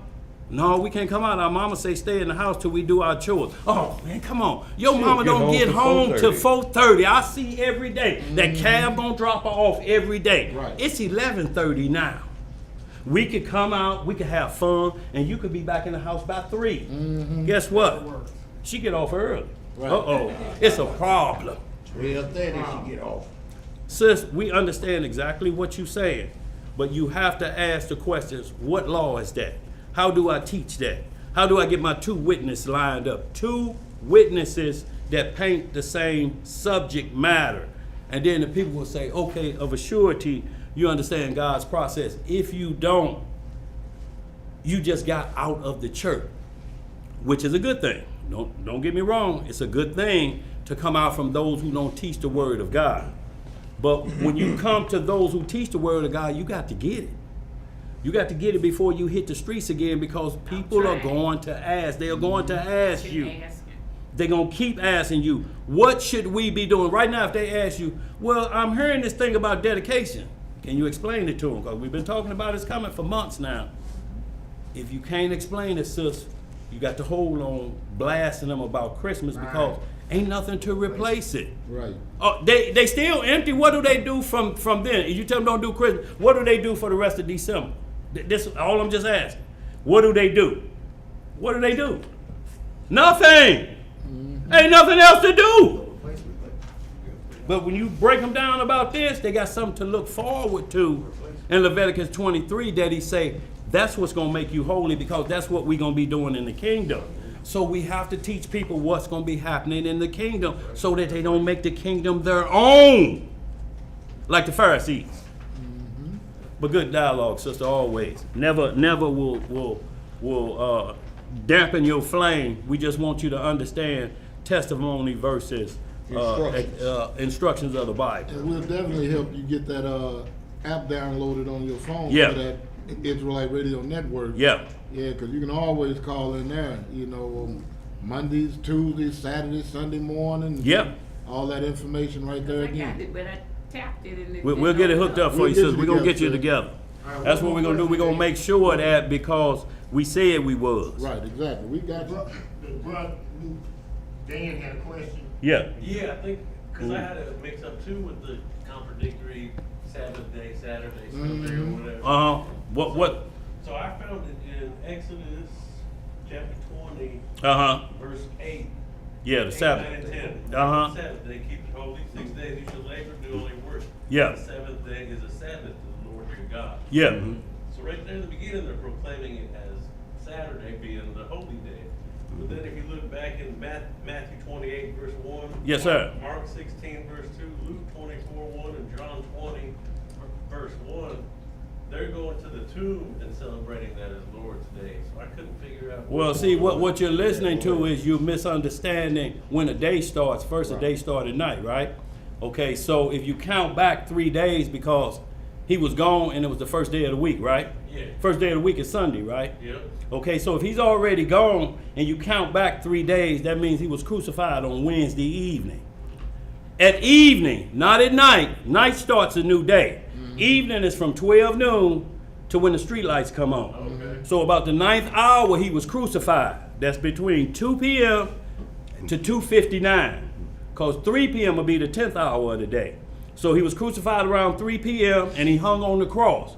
But the law say you got to get a man off the cross before nightfall. So that's why Joseph and Nicodemus begged the body and got him down. And they took him to the tomb. Now look, it's still the Sabbath because we're still into the evening part.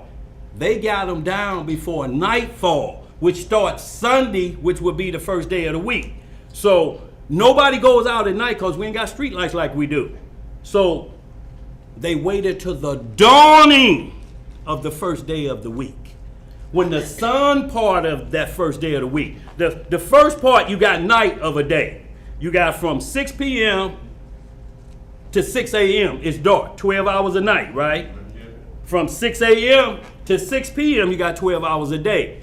So he was gone before that 12 hours of night. So they waited and the women came. It was early in the morning. You know how when you barely see the sun arise at the dawning of the day, it's already been 12 hours into that day.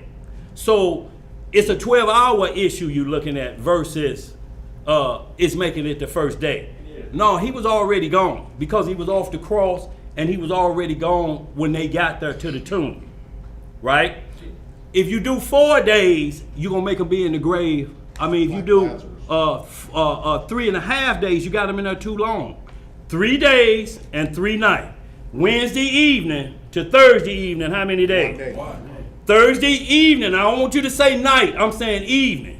Before the sun sets. Go back to Genesis so you'll get the understanding of the first day, evening, and the morning were the first day. Right, so it do the last half of a day. Evening and morning. Y'all understand what I'm saying? Was the first day is only doing daylight hours. So you got Wednesday to Thursday 1 day, Thursday to Friday 2 days, Friday to Saturday 3 days. He has to be gone before the sun sets Saturday evening. He must be off the cross and buried. He has to be buried before the sun is down. Or it would be another evening. Did he resurrect in that time of night? Who got the records? Didn't nobody get there to daylight. Right. And he was what? Already gone. Angels was sitting there like he been gone. So you understand when you count back, it gives you your number and you're always in line, and then you start your day at night. You always gonna get your count perfectly. So that's why, you know, it's hard for people who only go off the lunar calendar to understand the Passover, because it'll change on you and you can't get your Pentecost behind it and some other things because you're only dealing with the moon. But the sun governs the day 364.5 days a year. The moon, at best, if it did 30 days a month, only gonna get you 360. If you take the sun out, what are you gonna do with them 4.5 days that's gone? What do those days do? What do we do with them? Save them. Save them? Okay, yeah. I'm saving up my Sundays. I'm saving up my Sundays. That's what your daylight savings. But that's what it is, Brother Dan. That's all the deal is. So the next one you got. Are you sufficient with that answer, or you need more? Yeah, I'm good with that. Okay. Well, yeah. Go ahead. You had another one? Give him that Genesis that you're talking about. Oh, he's just that's talking about Genesis Genesis chapter 1 and 1. 1. Because the sun and the Genesis moon. chapter 1. Yeah. I'm sorry? You said to go to Genesis to get a better understanding. Chapter 1. Yeah. Where it breaks down The evening and the morning were the first day. Yeah. So it lets you know everything in the scriptures is consistent. Yeah. And if you look at the world, they don't change it much. They just do it at 12 o'clock at night. See, America still do it's just 6 hours different. It's still It's the the day same starts thing. at night. What? Like if your birthday tomorrow is there. It's in a couple weeks. Yeah, I'm just saying if your birthday tomorrow, but at 12 midnight, 12:01, you can technically say happy birthday. You understand what I'm saying? But you still got 6 hours of night left. So the day still in America still starts at night. They just started 6 hours later than Jerusalem. Yep. Okay. Go ahead, Dan. You got another one? This went back to what you were talking about back in John chapter 20, 19 through 31. Yes, sir. You gave the implication that the disciples were fearful. What were they fearful of exactly? Them Pharisees busting their heads. Okay. See, them Pharisees was ruthless. Remember, That's beyond the line. you remember Paul was a Pharisee. His name was Saul. Right. He stoned Stephen to death. He says in Romans 11 and Romans 9, I was chief of the Pharisees. I was a Reubenite. Well, he said, I'm sorry, a Benjamite. Benjamin. Chief of the Pharisees. But you'll notice that I was on that same thing, not to cut you off, go Elijah, ahead. to that road to Damascus, and Christ straightened me out. But I was killing Israelites. Right. I was killing my own people. That's why still today, the Pharisees or these camps out here, why do you think they don't like Paul? Because they say Paul was a traitor. He turned on Pharisees, which they are Pharisees. Right. You know the only scripture they use from Paul? The marriage bed is undefiled. So they can do whatever they want in the bed. We can puffy the bed if we want to. We can did it. We can take that. That's the only part of the Paul's writing that they'll even mention. Everything else they say Paul was a traitor. We don't know if his writings are legit. You understand? So that's who the enemies of they was the same family. You know, it's the same group of people warring against each other. Let's get some more. Who had a question? Sis, you got another? Go ahead. I was just gonna say, if 12 a.m. is midnight, why is a.m. attached on it when a.m. means daytime? God is not the author of confusion when it comes to... Well, they got AM and PM, right? Huh? They got AM and PM, right? Mm-hmm. So it all determines on whose calendar you going off of. I know, that's what I'm saying. I'm God saying, is so not the when author. does day start in the Bible? From sunset to sunset. Okay, so you good, you can explain that, right? So they just 6 hours later, but they still at night. They just 6 hours off. After midnight. Like right now, it's night in Jerusalem right now. They 8 hours ahead. So right now, what is it in Jerusalem? What's 8 hours? 11:36. It's Yeah, so it's 11:30 in Jerusalem right now. So you understand that's why it's regions and different things you have to go over. But we understand exactly what you're saying, sis. We clear on it. We just want you to be able to, when somebody say, explain that to me, and you break down just what you just said. You know, and that's what this is for, so that you can profess, you know, give your testimony. And then because people gonna ask you, so how did you come to be a student of Christ, and how did he become acceptable to you? I keep his commandments. Let us hear the duty, the conclusion of the whole matter. Do what? And do what? That's it, sister. That's the whole duty of man. So that has to be in your program, so that they know that you didn't just leave the church and just wandering in the wilderness. Because if you don't get it, you're going to go back to the church and they're going to bring 7 demons back with them. Right. And you really going to be a champion for the church. You understand what I'm saying? So we got you. We're going to always have you. We just want you to understand that everybody that leave here, we want them to be able to study to show themselves approved, and be able to handle anybody or wolf that'll come up on them, because Satan comes. And that's why you can't talk him away. You have to bring this doctrine. You're going to have to law him away. Heart. Let's get it, y'all. This doctrine in your heart. Yeah. And that's why he says, a new commandment I write unto you, which is the old commandment. Yeah. It's nothing new, but it should be in your heart. To live by. Yeah. You know, it's got to be in your head. That's the heart. You know, your conscience. Live it out so they know. But you can't always. They're not living it out. Right. But the thing is, it's not by just a testimony. It has to be by the law, statutes, and judgments. Yeah. That's the only way you will be able to share this good gospel to someone else to save their own soul. Right. Not by just your testimony, because the testimony is not giving them the truth of Elohim. Right. The testimony is given, this is how I did it, but they need to know what's the foundation of your faith, so that they have a foundation. That's right. Because they could just, wordplay is anything. That goes right out the window when the storm comes. But if you have a solid foundation, it can't be shaken. But that solid foundation has to be established on a belief system, on rules, instructions. Mm-hmm. And if there's no instructions to govern that, then it's lost. It's a lost cause. It's just word. Yes, sir. It's just swelling words.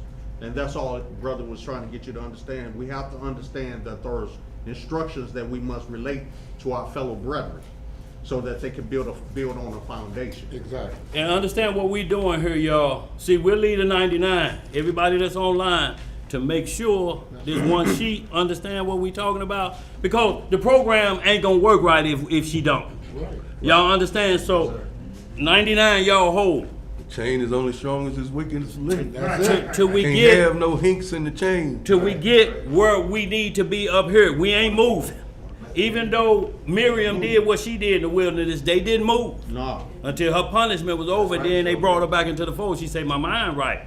But all we've got to do, sis, we got to make sure that when we say she with us, that everybody know you with us, because you explain it like us and we one body. So it ain't personal. It ain't going to never be personal. It's just what it is. Because to turn a sinner away from their sin, do what for us? So sis, we in it for that. We ain't saying we sin free. So when you say, I got it, I truly got it, a multitude fall off of us. That's what it has to be, sis, because that's what is in. We need to get them shaved down out of that book of life, and he look and say, okay, you ain't been blotted out. Well done. But if he name a scripture on you and you like, well, they didn't teach me about that. Then we're in violation, sister. We in violation. We're in violation. You know, we got Ezekiel chapter 3, Ezekiel 33. There he said to us as watchmen. Yep. That we must warn the people. And if we don't warn the people, then that blood is upon our hands. Yes, sir. Sister, we got enough blood on our hands. So everything is done by law, statutes, and judgment. That's why, sister, you keep hearing us saying the law. The only thing changed was the priesthood. We just under the order of Melchizedek. And that's the priesthood Adam was under, and that priesthood ran all the way till we came out of Egypt.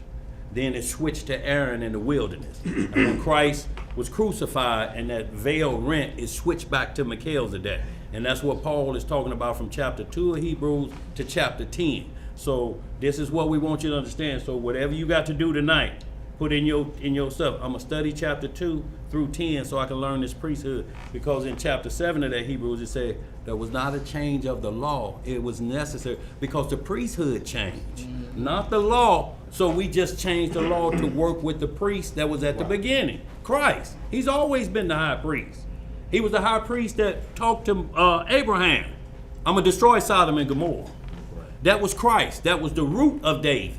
See, what we're looking at is the offspring of David. And we can't get trapped in there because he just wasn't born in 2 BC. He lived with the Father before earth was created because he was in on the creation of planet Earth. And like what Elijah brother was saying, Dan back there, the morning and the evening, the sun and the moon weren't created to the 4th day. So we didn't go under a 24-hour clock until Adam and them sinned. That's right. So what's your light for them 3 days? Where you getting that light from? And in John chapter 1, you'll see what that light was. Yeah. It breaks down. John chapter 1 will break down what that light, as well as 1 Corinthians, I think, 10. Yeah. And look, we're going to get into a few scriptures today to say there's no need for the light, the sun, or the moon in the temple before we back in Genesis 1 and 1. We got that first 3 days of the beginning of creation. We got that light back in the kingdom. It's back. You don't need the sun and the moon. That's artificial light. When we sin, we went under a 24-hour clock. Ain't no time in the kingdom. That's right. It's timeless. Where you got to be at what time in the kingdom? Right. You got to be where? Ain't no clocks in the kingdom. You can't count time in the kingdom.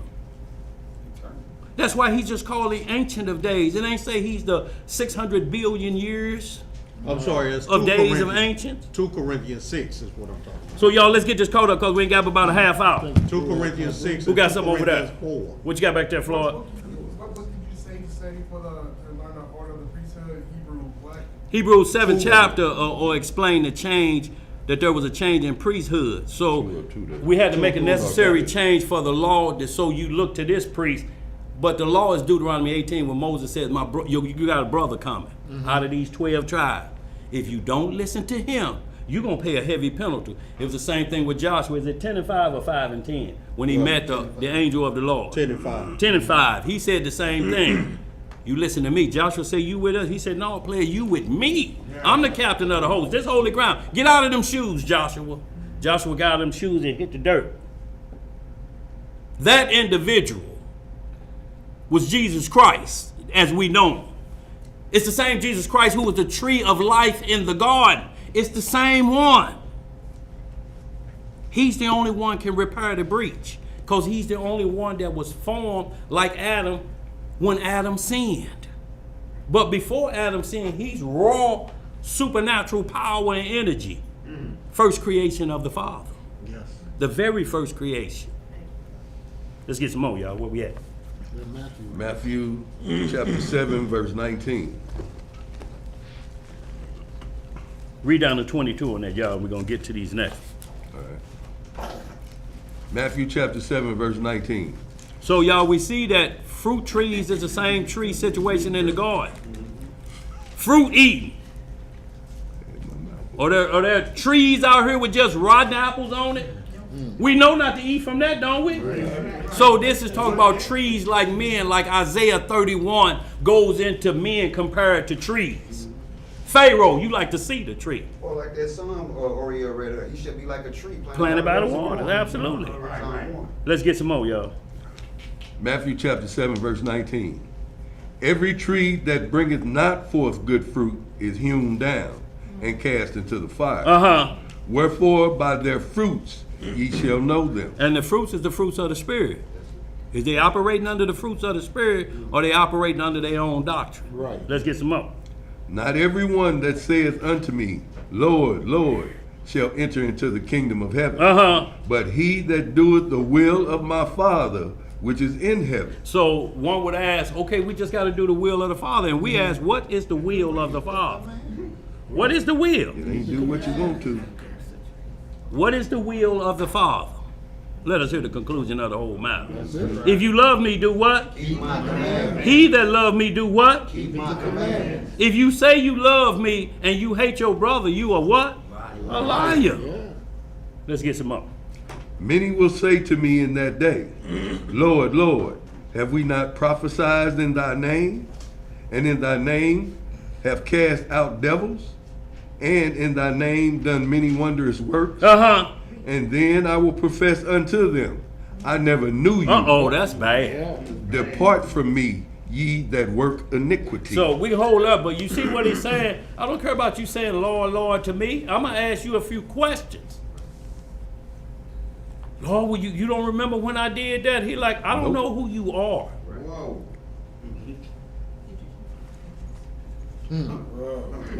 Me? What?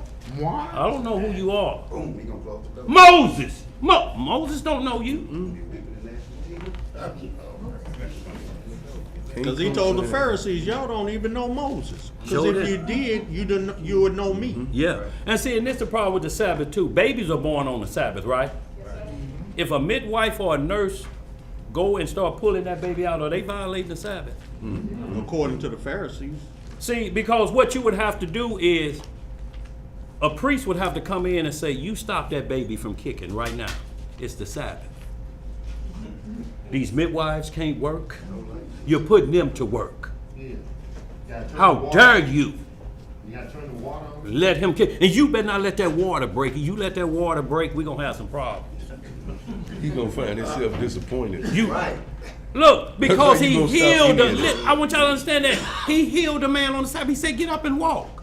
This man crippled for days, and they like, He the devil. Because he told a man to get up and walk that was crippled for days. They getting paper from it. Right. They doing the same thing the hospital do. Well, take this right here and drink 2 of these and see if you can walk tomorrow. Like the sister that had the issue of blood 12 years. She gave up all her money to all the physicians. Didn't help her with one thing. Like there was a boy laying by the pool of Bethesda, like this. And when they saw the water move like this, everybody leapfrog over him. I want y'all to understand that this man laying there and you just got a sore elbow and you moved him out of the way and just stepped on him and got in the water. Pool of beauty. This the type of people we are. Yeah. That's why I say, do to others as you would have them do unto you. At least roll them in the water and jump in there with it. Right. Let's get caught up, y'all. We ain't got but a half hour.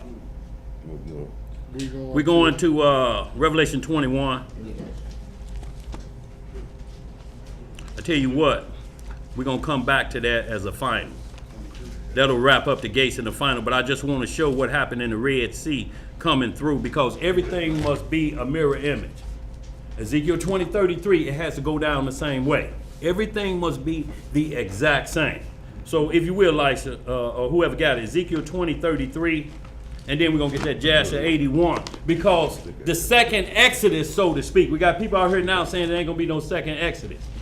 All of the other scriptures that line up, they must line up with how we left Egypt to the letter. They cannot go left field. They cannot skip a week. They cannot skip a year. It must be exactly the same so the prophecy work. Like Daniel was told when we was reading the 10th chapter. Yes, sir. For it's for many days. Right. See, we can't accept that. Right now, if everybody in here, if it came in, an angel came in there and said, the day of the Lord will be 20 in the year of between 2070 and 2080. How many of us will be in here next week? Well, we won't be here because we got to get out of here. But I'm saying, how many of us will still be in the faith? Knowing it's 2070. What is it, 2025? What's that? How many years would that be? 45. That'd be 45 more years. Who got 45 left in them up in here? I hope so.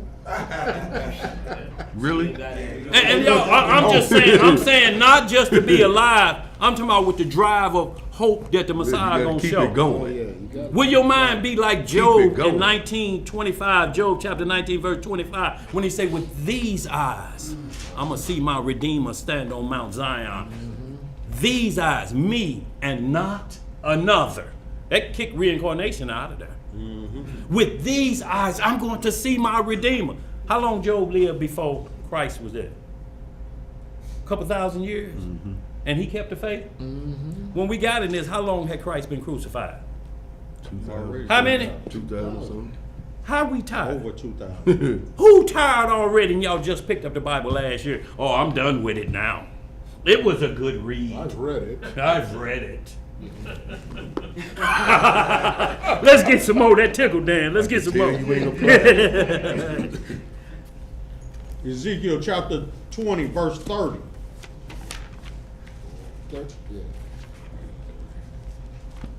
Y'all, because prophecy cannot be altered, y'all. Your speech can't alter. You can't put the great gathering before the Antichrist. Everybody want to go to heaven, but nobody want to do what? Die. Yeah, well, Satan got death on the chart. Yes, sir. He was a what from the beginning? Murderer. Murderer. And that's what his job is, to wear out the saints. And what do wear out mean, y'all? Y'all ever heard that in your lifetime? No, I'm just saying. Where have we heard wear out in our youth? Your mama. I'm gonna wear your ass. The boy, look here. Or you had them wore out jeans on. The boy, look without here. them wore out jeans. What that mean, like? They holding them by I'm the telling you, boy, look here. It means you shouldn't have them on. Yeah, that's what it meant. Yes, sir. Yes, sir. They wore out. Right. Like some sneakers. Boy, let's get it. Ezekiel chapter 20, verse 30. Wherefore say unto the house of Israel. Say unto who? The house of Israel. Thus saith the Most High Yah Elohim. Are ye polluted after the manner of your fathers? And commit ye whoredom after their abominations? For when ye offer your gifts, when ye make your sons to pass through the fire, You pollute yourselves with all your idols, even unto this day. And shall I be inquired of by you, O house of Israel? As I live, saith the Most High Elohim, I will not be inquired of by you. And that which cometh into your mind shall not be at all, that ye say, we will be as the heathen, as the families of the countries, to serve wood and stone. That's what we tell God. We don't like your rule. Right. We want to go the way of the world. They be having fun. The preacher said they can do it too. And they can see they got it. Yeah, right there. Let's get some more. As I live, saith the Most High Elohim, surely with a mighty hand, and with a stretched out arm, and with fury poured out, will I rule over you. And I will bring you out from the people. Yes, sir. And will gather you out of the countries wherein you are scattered, with a mighty hand, and with a stretched out arm, and with fury poured out. So we see this is just not one location coming out of Egypt. This is out of all the countries where I scattered you. So this is clearly a second Exodus. Yes, because we only came out of Egypt. Right. We went down there 70 people. Right. And 430 years later, well, technically 215 years. Because we did 215 in the land of Canaan before we got to Egypt. That's right. The promise started with Abraham. And when he gave the promise to Abraham in Genesis 15, that was in the land of Canaan. Did 215 years there before we got to Egypt to the hard bondage, and then did 215 hard bondage in Egypt, and it equaled 430. We just did the flip side here in America. We came in on a hard 215. And when the Civil War came, it broke it down and just put us like we were in Canaan on these last 215 where we can drive cars and own our own business and different things. But we still in captivity because we leave the penitentiaries. We're the only people on earth with a carries another man's name. Everybody else say they're immigrants. They got on ships to get away from a bad ship of their own free will. That's right. We were locked down and forced to come here. It's a total difference. The Irish were slaves here, but they came here as immigrants. Indentured servants. And they got paid. The Japanese got paid. Everybody got paid except who? Who's still hollering for 40 acres and a what? Mule. Ain't got it yet? You got your mule yet? No. So the mule is old. Some Let's people get it. got a couple of acreage, but they took it back right after Yeah, they Lincoln did. was assassinated. Yes, sir. Let's get it, y'all. Where we at? Verse 35. Yeah. And I will bring you into the wilderness of the people. And there will I plead with you face to face. Not in the wilderness of Sinai. Right. But in the wilderness of the people, because we're in the four corners. So the wilderness is the whole world. That's right. The wilderness now back like Isaiah 53 when Christ came on the scene. And he said, who do men say I am? Right. Some say Jeremiah. We got a bunch of superstitions going around. Some say you John the Baptist. Well, John only 6 months older than me. I can't be him. Oh, okay. Well, some say you this dude over here. And he asked him, who do you say I am? Peter say, you the son of the living God. The Holy Spirit told you that. No man told you that. But Isaiah 53 breaks that down. Y'all understand what I'm saying? So it's no guesswork. He's going to come as a root out of dry ground. Remember, Adam tilled the ground. So it's spiritual, it's talk. It means a root out of dry ground. You can't get roots out of dry ground. You know when your children play basketball on your grass with that homemade hoop? Grass ain't going to never grow there no more. He a root that came up out of that. You like, is that a root coming up out of that? What it means is there was no word being tilled in the earth. Everything was superstitious. Right. Everything was other different gods. That's when the Messiah came on the scene to clean it all up. So you can choose what's bad doctrine and what's good doctrine. Because bad doctrine is out there right now, y'all. That's why he says all tables are full of vomit. What they full of And like? no place clean. Boy, can y'all He imagine said, this? so the That's earth what is they full of serve. bad doctrine. Vomit. He said all the knowledge of the earth is vomit. And you know what? I just talked to a man just yesterday, and he said that he loved this time of the year when everything is all about Christmas. Well, and look, that's for some people. Some people love the customs of the nation. Yeah. But suicide is finna go to its highest level. Yes, sir. Because And people murder. get lonely. Suicide And murder, and robbery. robbery. Going up to, what's up, L now? Yeah, no. It's going through the roof Yeah. in a very few short days. Watch it when you getting gas, ladies. Yes, Do please. not take them keys out. Right. It may be cold. Lock that door. And take them keys out and lock the, or whatever you do, make sure that purse on the floorboard of your side of the car. Wherever you pump gas, if it's on your passenger side, move that purse on the passenger side. That way they have to come across the seat, you can see them. But what they do is they'll creep like this, get out of another car, open your car door while you turn pumping gas, grab your purse, and they gone. Gone. Close your door back and gone. What you got, sis? This morning in the Daily Mail, there was an article. Man went by to see his ex-wife and the children, and he killed all 4 of them. There's gonna be a lot of that, y'all, because he ain't invited to the Christmas party. This time bring a lot of stress on. Yes, sir. He gonna be like OJ wasn't invited to his children dance party that day. Yeah. They told him, we don't want you around her. Nobody don't want you around her. OJ, Orenthal, James, get going.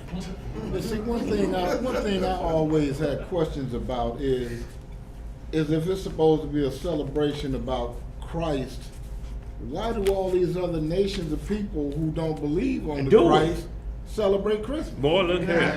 Why they do that? It don't make sense, y'all. Muslims do it, everybody do it. But you know why? Because it's just a custom, y'all. Right, it's traditional man. It can't do nothing. There's trees out in that hallway. Ain't no sparks flying off them trees. Ain't nothing to do. They all out there. That tree can't do nothing. The only way you can give that tree power is start to sing to it and bow down to it. That's when you doing idol worship. But you just can't, because it's sitting there that if it don't get no activity, it's just like a rock outside on the ground. Right. What you It's got like said? putting an idol in your living room, bowing down to get a gift under the tree instead of worshiping. Is that worship though? The one Let me ask you this. dying Hold on, the sis. tree. It's I like understand idol. what you said. See, this is what I'm talking about. Similitude is not what the devil requires worship. Have you ever seen what Freemasons do? Now, this is why I'm running this to you, sir. What they do? In Freemason doctrine, it's called the instructions. I want you to write this down. Write this down, sis. I want you to Google this. Page 225. When the Freemasons get to the 30th degree, they have to acknowledge that Lucifer is God. Yes, Adonai is God, or the God of the Hebrews. He's God too. But this is our God now when you get to this realm. So we have a whole nother set of instructions. Right. When you come to worship me, you have to do what's called the humiliation ritual. That means you have to get naked, and we'll bring the football team in, and then they have their way with you. That's step number 1 according to our rules. And then if you tell anybody about these rules, we're going to pull your tongue out of your mouth, and we're going to cut it off, and then we're going to go bury it in the sand. That's in their documentation. So when you say, I agree, you're worshiping the devil. But bending down and pick up a present under the tree is not worship. Dan, can we hear something real quick? Yeah. Ezekiel chapter 8. What it say? Ezekiel chapter 8, I'm gonna start at 14. Then he brought me to the door of the gate of the Lord's house, which was toward the north. And behold, there sat women weeping for Tammuz. Yeah. Then said he unto me, Hast thou seen this, O son of man? Yeah. Turn thee yet again, and thou shalt see greater abominations than these. And he brought me into the inner court of the Lord's house. And behold, at the door of the temple of the Most High, between the porch and the altar, were about 25 men, with their backs toward the temple of the Lord, and their faces toward the east. And they worshiped the sun toward the east. Yeah. Then he said unto me, Hast thou seen this, O son of man? Is it a light thing to the house of Judah that they commit the abominations which they commit here? Yeah. For they have filled the land with violence, and have returned to provoke me to anger. And lo, they put the branch to their nose. So I went there because there's instructions on the abominations. Yeah. So the Most High says, look at these men are committing abominations because they have instructions to the things that they're doing. Yes, sir. They're following the instructions to a pagan deity. And that's how they're becoming wicked and profane. Because not only they following the instructions. They're following the instructions. Just like we read in Joshua Joshua, Who that is? Book of Jasher, chapter 31, where it talks about the image of the instructions of the images of Laban. Yeah, yeah, that was a good one. So, you know, there's instructions to paganism and witchcraft and Satan worship.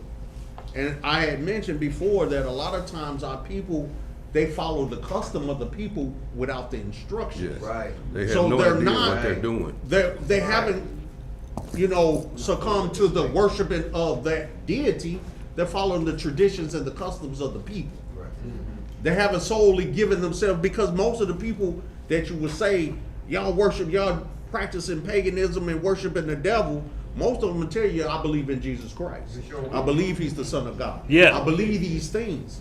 And so we put a burden on them, or we put them under put a jacket on them and saying that they're worshiping the devil, when in actuality they have no understanding of what's worshiping the devil is, because they don't understand the instructions that go to Devil worshiping the worship. devil. So we supposed to find out. Well, look, that's what I'm saying. But see, just like that, sis, we were saying, you have to also bring this law, this manuscript, this doctrine of instructions to show them, you know, the difference. And it can't just be by word of mouth or my testimony. It has to be, this is what thus saith the Most High. He said, these are the instructions on how to love him and how you love the world. So if you are loving him, these are the instructions on how to love him. Yeah. If you don't love him, then you're following the instructions of the world or the customs of the world. Yeah. But that doesn't necessarily mean they are devil worshipers. Right. You understand? Devil worshiper has a set of rules. Like, everybody's seen the Ouija board. Yes, sir. It has rules. It come to it. It tells you how to play with a Ouija board. Tarot cards. Tarot cards tell you how to cast spells. How to work it. Santeria, they have rules. Throw 3 chicken bones down, pluck a piece of hair out of your head, and chant whoopa whoopa whoopa whoopa. And he should get it later on tonight. But those were instructions.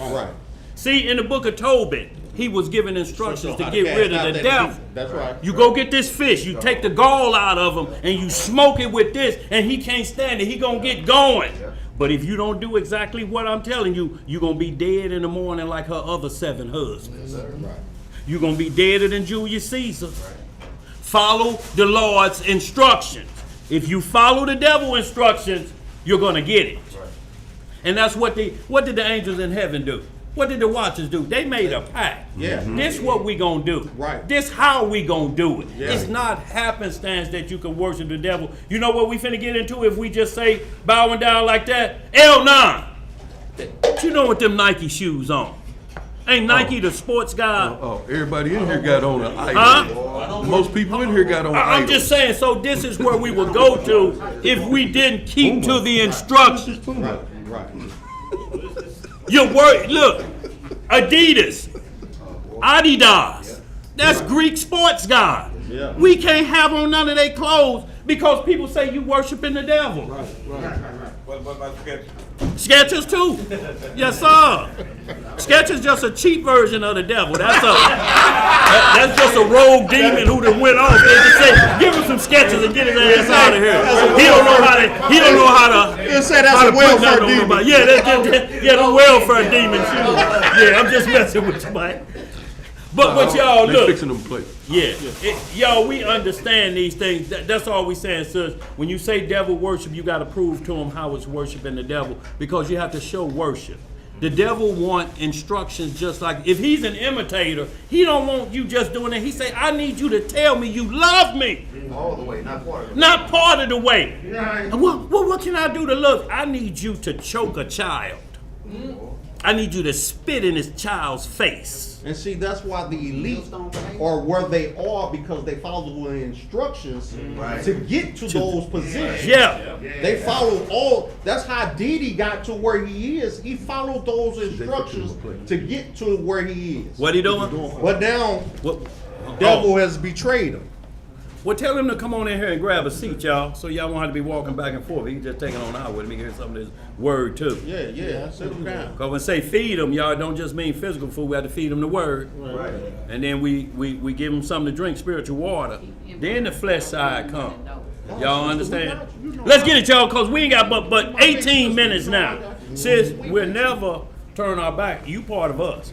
We ain't gonna never say, oh, that's just her over there. No, sis, you part of us. We one body. I was just gonna say. But we have to make sure that if somebody come at you, you know what the deal is. Right, you know how to answer. Right. We don't want to. Because I don't think it's too many people trade places for you on the physical side of your work for the kingdom. And that's hitting them pantries every day, making sure everybody hungry. Everybody that's out there in that cold right now, she's stopping in her car and making sure they eat physically. Sis, we just need to get you on the spiritual program of why you feed them. So they know why you giving it to them. Because if you don't, you just gonna be like the Catholics just giving away turkeys. See, they need to know it's a difference. So their hand ain't just like this. Their hand want that good food. Yeah, don't want that table of vomit that Elijah's speaking of. And see, a lot of people will say they love God as long as you got something in your hand to give them. Let's get some more, y'all. Let's get caught up. Christ had to get on the other side of the ship because he said, they just coming to eat. These niggas just want to eat. They don't want the word. They want to eat. But the devil require worship. You see, because listen, the devil is a god. Let's not be fooled. And the gods require worship. You can't worship the devil just, you go after that tree and say, let me look under there. I think it's something under there. You devil worship. No, I'm looking for a come up. I don't know what it's about. The average person doing Christmas, if you ask them, run the whole program down to me and explain to me how Satan Claus got into Jesus' birth.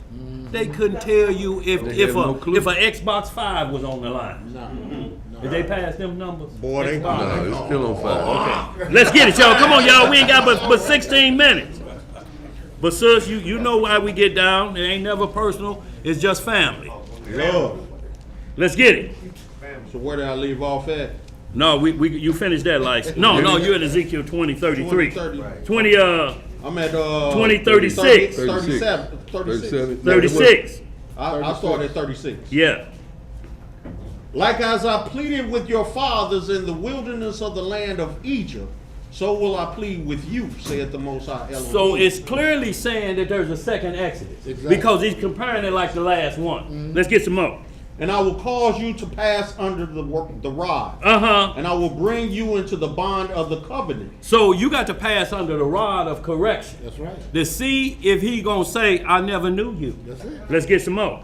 And I will purge out from among you the rebels, and them that transgress against me.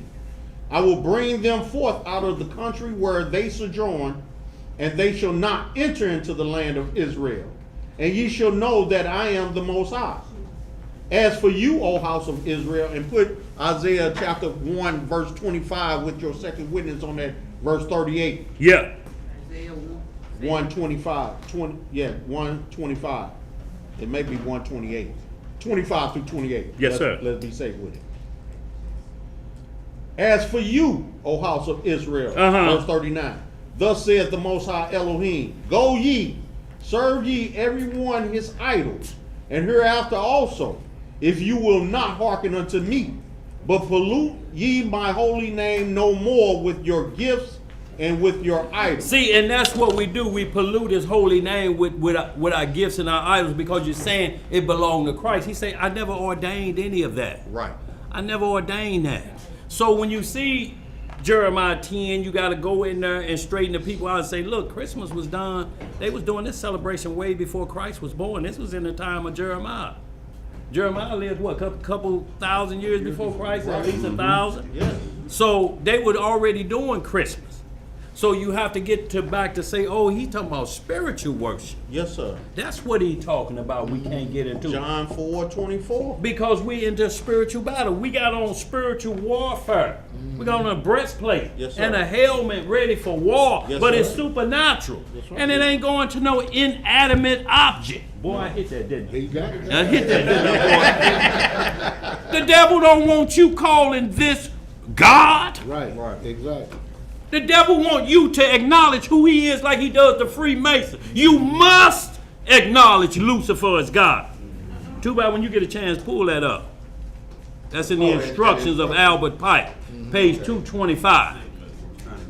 And see what he say about how he wants to be worshipped. Right. Satan ain't no poop butt.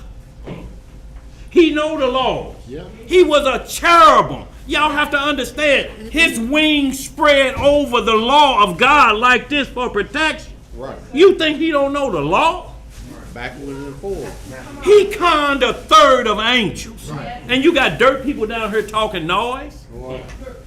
And arguing about their order at McDonald's. I told you some riding fries too. And you think the devil is concerned about that. And he conned a third of supernatural. I want y'all to understand this, a third of supernatural. He wanted Christ to worship him. Yeah. Those angels now are what we call demons. So if they torment you, and them his foot soldiers, right. He conned them when they had no sin. Right. They had made it. So what do you think when they come after you, they coming after you for? They ain't just gonna throw you no Nikes and say, put these on. You gotta be worshiping the devil. You got us. You with us now? Look, you know why, y'all? Because when we read what we finna get into, we spoil the Egyptians. Did they give us clothes? Mm-hmm. Did them clothes have Egyptian markings on them? Probably in the tag. Fine Egyptian silk. Right. Egyptian pattern. Look here, that wasn't no platinum nylon shirts we used to call Joseph silk. Had wore Egyptian garb. Let's Moses get it, yeah. did too. Yes, sir. Leading men. Y'all, it's the inner cup. Let's get this, y'all. We got about 15 minutes, y'all. Let's get this. Let's get this Jasher 81.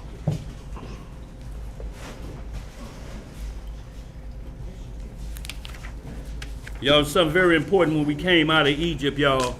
And the gates of the Holy Kingdom, y'all, we're going to see gates everywhere. Everything from the Most High is under orders. Snow is under order.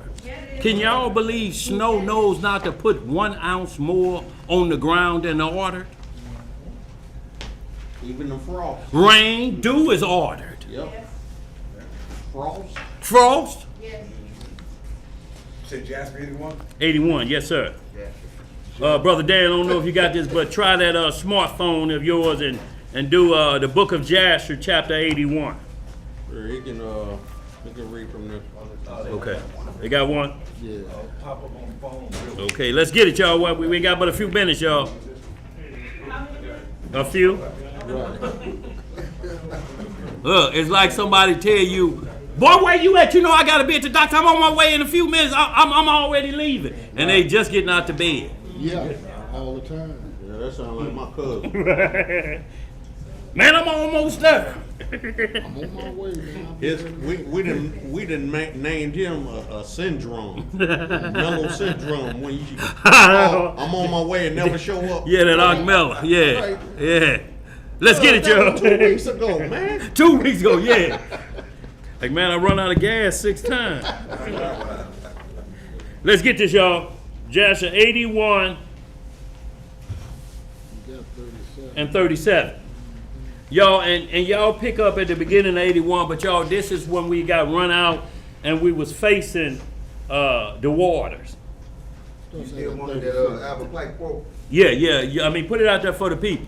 Oh, okay. What? Make sure, let's just read that real quick too. Okay. What Albert Pike say. But we'll get to it. But yeah, just show it to us. Since he gonna put out there them instructions of the devil for Freemasonry. And do y'all know there's racism in worshiping the devil? Yeah. Do you know the white Freemasons, the Scottish and York Rite, said we don't want them Negroes in our midst? So this was George Washington. He told Prince Hall, he said, you a good soldier, but you can't be in our clique. You can't be in white folks' devil worship. Mm-hmm. You got to start your own, my brother. Right. So he said, we're going to start you off with Prince Hall. And every black Freemason is Prince Hall. Yep. Jesse Jackson, Barack Obama, Louis Farrakhan, all of your preachers are Prince Hall Masons. There's racism in worshiping the devil. Because they look at it, y'all got y'all God. Yep. Now y'all want to be a part of this. And y'all getting the kingdom. Get y'all bootleg rear ends waiting around here and start y'all own faction of worshiping the death. Let's get it, y'all. Joshua 81 and verse 37. Start at 36, and 36. So the Most High said to Moses, why do you cry to me? Speak to the sons of Israel that they will proceed, and you will stretch out your rod on the sea and divide it. And the sons of Israel will pass through it. Okay, so we always read Genesis because Genesis is a summary of all the lost books. I mean, the Bible, the 66 books, comprise all of the lost books as well. So all we see is he put the rod down and it split, but there was more work done in that split. Let's get some more. And Moses did so, and he lifted up his rod on the sea and divided it. And the waters of the sea were divided into 12 parts. How many parts? 12 parts. And the sons of Israel passed through on foot with shoes as a man would pass through a prepared road. And the Most High manifested his wonders to the sons of Israel in Egypt and in the sea by the hand of Moses and Aaron. And when the sons of Israel had entered the sea, the Egyptians came after them, and the waters of the sea resumed on them, and they all sank in the water. And not one man was left except Pharaoh, who gave thanks to the Most High and believed in him. So y'all see that Pharaoh never drowned. No. Even in Genesis, it don't tell you Pharaoh drowned. It said his army. He watched his army drown. You know why? Because he was God on earth. Pharaoh, when you read it, Isaiah 31st chapter, when you talk about the trees, what Pharaoh was compared to. He said, I'm going to let you watch your army drown, and then who you going to fight with then? What power you got at this point? You ain't got no army. But I want y'all to start at the beginning of that chapter 81, and you're going to get into the spoils, that we took the spoils from them. They gave us everything. And not only that, but strangers came out with us. So they had to put blood on their doorposts. This is what we get to the thing where Elijah's saying ain't nothing new. Another host will I bring with me. It was a host came out of Egypt. That's right. A mixed multitude of Egyptians came out of there. Man, the way he putting that heat on our president, we want out of here. We going with y'all. Just like Zephaniah say, 10 men out of all languages and nations gonna take hold of him that's an Israelite, say, we going with you. That's for we hear that God, that's what we're talking about, like, for we hear God is with you. It's the same thing. It's a mirror image. There's going to be a second Exodus, y'all. Don't believe what these naysayers are saying out here. If it ain't no second Exodus, y'all, we stuck in this forever. This it? This is it. If it ain't a supernatural intervention, we stuck. Because ain't nothing we can do to fix together a nuclear bomb. Like, you got any nuclear bomb skills? What about you, Zeph? Will you take the chance on delivering the payload? No, man. Okay. Let's get this Isaiah 60 all, y'all. And we're going to close, well, we're going to hit that Revelation 21. We're going to close out. We're going to see the gates on the tribe.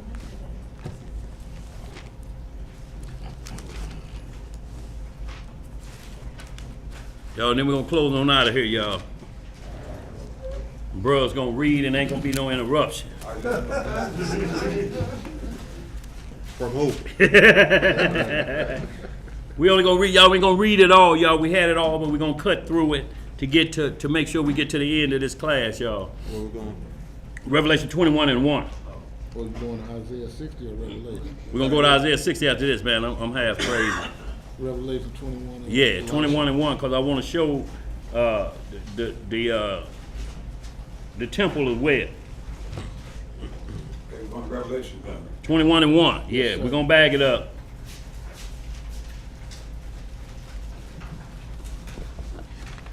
Let's roll. Everybody there? Revelation chapter 21, verse 1. And I saw a new heaven. What'd you see? A new heaven. Uh-huh. And a new earth. For the first heaven and the first earth were passed away, and there was no more sea. And I, John, saw the holy city, New Jerusalem, coming down from Elohim out of heaven, prepared as a bride adorned for her husband. Y'all see how that's prepared? That's what he saw, New Jerusalem. New Jerusalem is just the worship spot. The kingdom is the entire earth. it's going to be restored. There ain't going to be no wicked things on it. Nations still going to be in their land. Everybody's not going to live in Jerusalem in the new city. The city is only 1,500 square miles. Right. New Jerusalem is the size of Texas. You got 8 billion people on the planet right now. 8 billion people can't fit inside 1,500 square. Representatives will come up. Well, just like in the books where Christ said, let's go up to Jerusalem for the feast. Where they always came from their homes around about. Yeah. And they all gathered up at the temple for the feast. Because where you they gonna didn't get your... live at the temple. Right. Everybody had houses. He said, don't you all have houses that you to go eat in? Yes, sir. Look, Elijah, how you gonna have 1,000 cattle on a hill, everybody in 1,500 square feet, and many mansions? Man, it's overpacked. Yo, that's just where we go to worship the King. Ain't no night there. Pure brightness. We're going to see what Adam and Eve were born into. We're going to look at the same exact kingdom, and we're going to say Adam blew it. Let's get it, Elijah. What else you read? Verse 3. Yeah. And I heard a great voice out of heaven saying, behold, the tabernacle of God is with men, and he will dwell with them, and they shall be his people, and God himself shall be with them and be their Elohim. And God shall wipe away all their tears from their eyes, and there shall be no more death, neither sorrow, nor crying, neither shall there be any more pain, for the former things are passed away. And he that sat upon the throne said, behold, I make all things new. Some things. All things new. And he said unto me, write, for these words are true and faithful. Y'all see how again he telling the prophet to write it down, not guess it down. Let's get some more. And he that sat upon the throne said, verse 6, I'm sorry. And he said unto me, it is done. I am Alpha and Omega, the beginning and the end. I will give unto him that is athirst of the fountain of the water of life freely. He that overcometh shall inherit all things. And I will be his Elohim, and he shall be my son. Now let's talk about this unbelievers. But the fearful and unbelieving and the abominable and murderers and whoremongers and sorcerers and idolaters and all liars. Some liars. All liars shall have their part in the lake which burneth with fire and brimstone, which is the second death. Which is the what? Second death. Yo, that's what we have to fear, that second death. We gonna die anyway, whether we commit one sin our whole life. We're still going to die like the 144,000 who were redeemed from the earth. Y'all understand? You're marked for death. Go ahead. And there came unto me one of the 7 angels which had the 7 vials full of the 7 last plagues, and talked with me, saying, come hither, I will show thee the bride, the Lamb's wife. And he carried me away in the spirit to a great and high mountain, and showed me that great city. What'd he show you? That great city. The holy Jerusalem, descending out of heaven from Elohim. So like we talking about church, teach you going up there. I'm going up yonder. If you don't mean to Jerusalem, you talking about going up through the clouds. So we need you to be clear on what yonder you going to. Go ahead, bro. After the glory of Elohim, and her light was like unto a stone most precious, even like a jasper stone, clear as crystal. And had a great wall, great and high, and had 12 gates. And at the gates 12 angels, and names written thereon, which are the names of the 12 tribes of the children of Israel. Y'all see there's an angel at every gate? See, we're taught through everything you see on TV, Peter's at the pearly gate. Like it's one gate. And Peter is there. Peter ain't an angel. Y'all understand what I'm saying? But this is how they can switch the narrative on you, right looking at the Bible, and you're not following along. You just doing like this in church. They're rocking. What the hell is he talking about? You know, Elisha? You're just rocking like it's clicking in to you. Daniel, didn't that teaching come from out of Catholicism? The whore that sitteth upon many waters. All religions fall upon the Catholicism. Oh, you talking about the Peter thing? Yeah. That's what they say, Peter. Yeah, they got a Saint Peter. Yeah. See, everything, according to them, everybody that so-called dies with the faith of the Roman Catholic Church is more exalted to saint status. Yeah. Or and they decide we vote them in. Saints. Yeah, they have a democracy on sainthood. Go ahead, Elijah. Verse 12. Verse 12. I'm at 13. 13. On the east, 3 gates. On the north, 3 gates. On the south, 3 gates. And on the west, 3 gates. Now, when you get into Ezekiel 48th chapter, it breaks down the landmass part.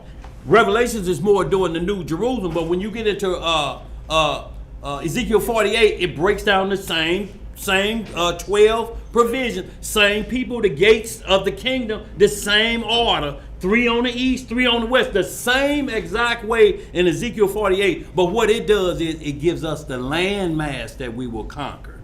It said to Zebulun, from the coast of here to the coast of here is your landmass for you and your offspring. But that's not inside the new city. Read some more, Elisha. And the wall, verse 14, and the wall of the city had 12 foundations, and in them the names of the 12 apostles of the Lamb. So the 12 disciples, which were apostles because they had a supernatural intervention, plus he breathed on them and they got the Holy Spirit, so that makes them apostles. They number 1 on the list now. That's why the foundation of it, how the temple sits, has their name on it, because they set up and went out to all the nations and spread forth the gospel. So they set forth the foundation of it. Christ gave it to them. Go out into the world and tell everybody, all nations. Start with Israel first and then hit the rest of the nations.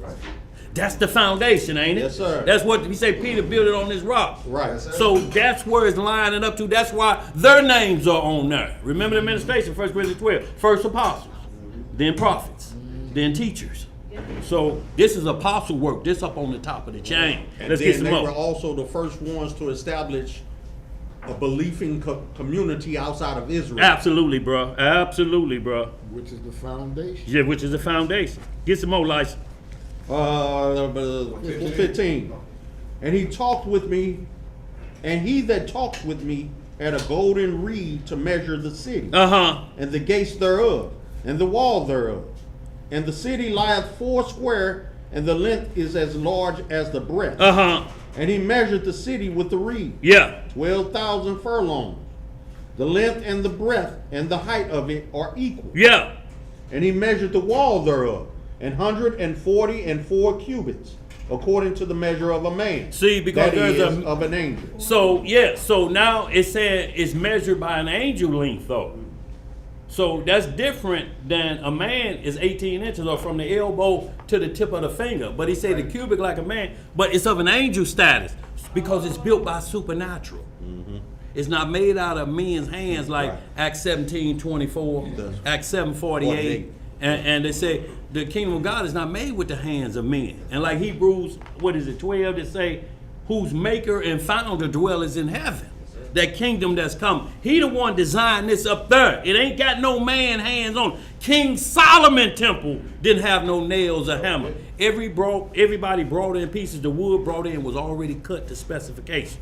They slid every piece into place like so Lego they couldn't hear nails and hammers. Everything fit like what kind of block? Like Lego blocks. They fit right in there. So no man can say, yeah, see right there? Look over there. I put my initials on there before the concrete got dry. No, it ain't gonna be none of that. Go ahead, bro. Read some more lights. Verse 19.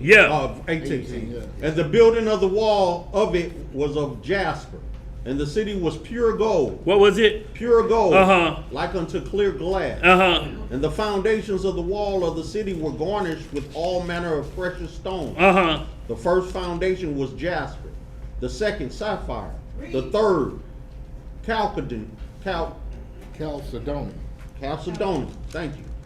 The fourth an emerald, the fifth sardonyx, the 6th sardius, the 7th chrysolite, the 8th beryl, the 9th a topaz, the 10th a chrysoprase. Boy, you good? You get The there? 11th a jacinth, the 12th an amethyst, and the 12 gates were 12 pearls. See, so there's not one pearly gate, but how many pearly gates? 12. Go ahead. Every several gate was of one pearl, and the street of the city was pure gold, as it were transparent glass. And I saw no temple therein, for the Most High Elohim Almighty, and the Lamb are the temple of it. And the city had no need of the sun, neither of the moon, to shine in it, for the glory of Elohim did lighten it, and the Lamb is the light thereof. So now, Brother Dan, you see Genesis 1:1 down to the sun and the moon being created on the 4th day. This is that same light. That's what was lighting up the world before the sun and the moon was created. And the sun and the moon was never used until Adam them sinned. Then we had to go under 24 hours. Now the sun come up, it burn up stuff. Right. They didn't have none of them problems. When they came out of the garden, the sun burned them the hell up. They like, what is this burning me like that? Right, they ran for shade. Shade trees. Go ahead, Elisha, finish that up. Y'all, we're going to close on out here. Go ahead, Elisha. Verse 24. And the nations of And the who? The nations of them which are saved. Which are what? Saved. Is this another fold? That's another fold. Or because Israel is one nation, ain't it? Right. Yeah. What is the S doing on here? They made it glory. Because see, there's going to be other nations like Zechariah 14 Yeah. that's going to do the Feast of Tabernacles. Yes, sir. Have to come to the edge of their border. But Satan has to be locked up for 1,000 years. After the 1,000 years, these are the nations he's going to try to overtake again to bum rush Israel. Ain't y'all tired of serving them? Been 1,000 years. They shouldn't be tired because Israel done 940 years at least. What? When you add up all the captivity, 430 there, 430 here, 70 in Babylon, how many in Assyria, Elisha? When you get through adding them numbers up, we at 950 years. We are homeborn slaves. Ain't nobody else done over 900 years of slavery. Right. For what? Yeah. What caused it? Disobedience. The big who? The big D. Yeah. Finish that up, Elisha. Because I just want to hear a bit of that Isaiah 60. We're going to close out where we got 4 minutes and 69 seconds. And the gates, and the nations of them which are saved shall walk in the light of it. And the kings of the earth do bring their glory and honor into it. And the gates of it shall not be shut at all by day, for there shall be no night there. And they shall bring the glory and honor of the nations into it. And there shall in no wise enter into it anything that defileth, neither whatsoever worketh abomination, or maketh a lie, but that which are written, but they which are written in the Lamb's book of life. So that's all you're going to get out of it. So run me that Isaiah 60 real quick, y'all. We're going to get on out of here.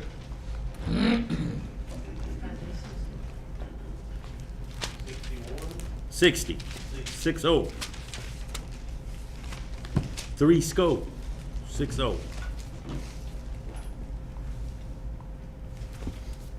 And y'all, this where it lets us know when he say the elder should serve the younger and the tail should become the head. Y'all, everything switches when this comes to pass. But it's gonna switch righteously, y'all. It ain't gonna be what we think that was around here. Because if we further the affliction there, we're going to get it too. That's right. See, everybody that's punished in this nation, not the abolitionists, because there's no need to cut their genitals off. They helped us get out from under bondage.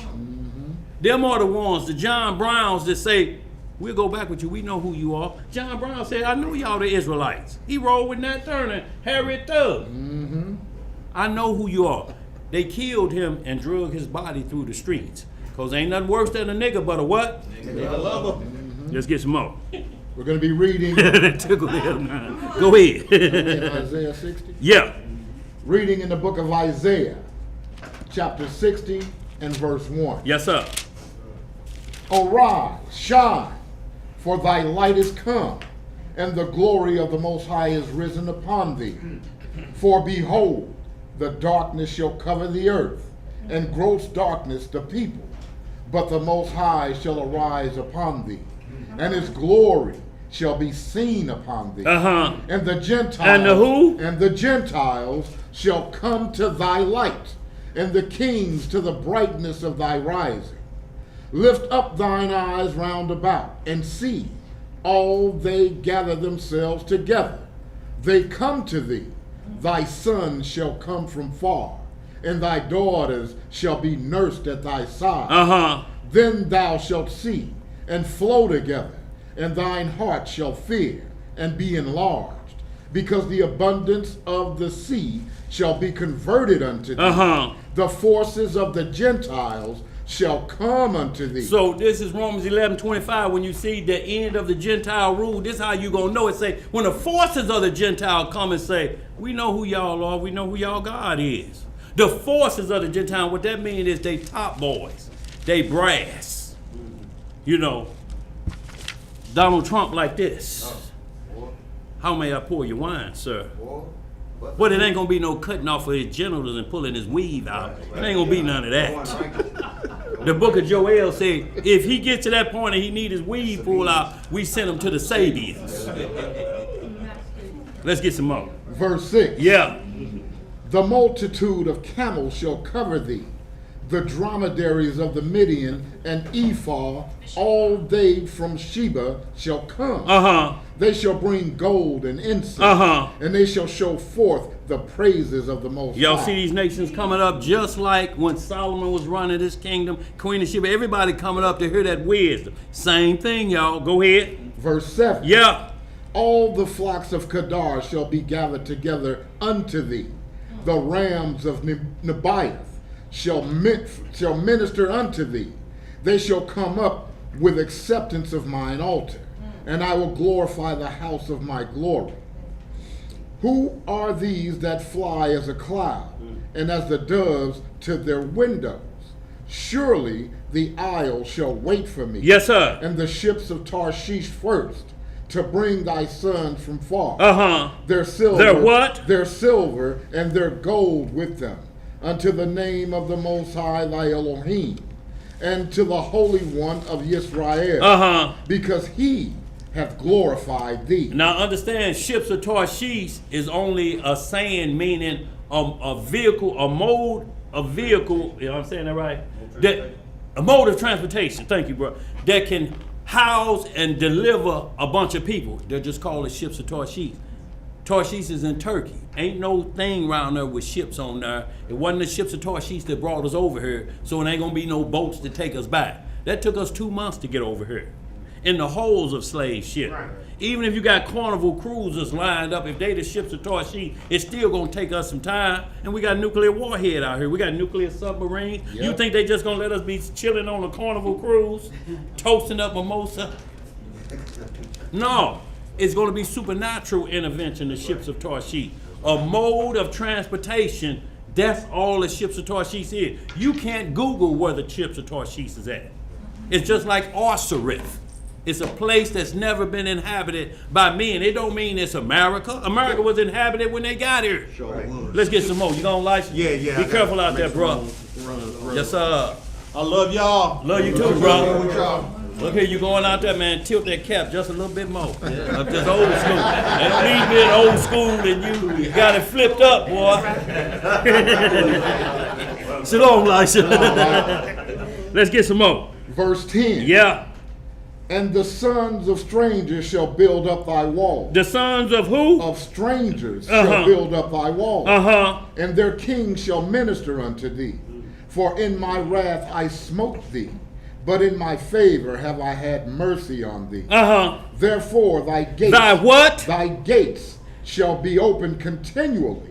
They shall not be shut day nor night, that men may bring unto thee the forces of the Gentiles, and that their kings may be brought. So y'all understanding they got to bring them up. The force is going to bring them up to the gates, you know, to the gate of Judah, this and that. And it say, whoever fulfills that need, is they going through that gate to do whatever service they need to do for the children of Israel. It's being flipped. Right.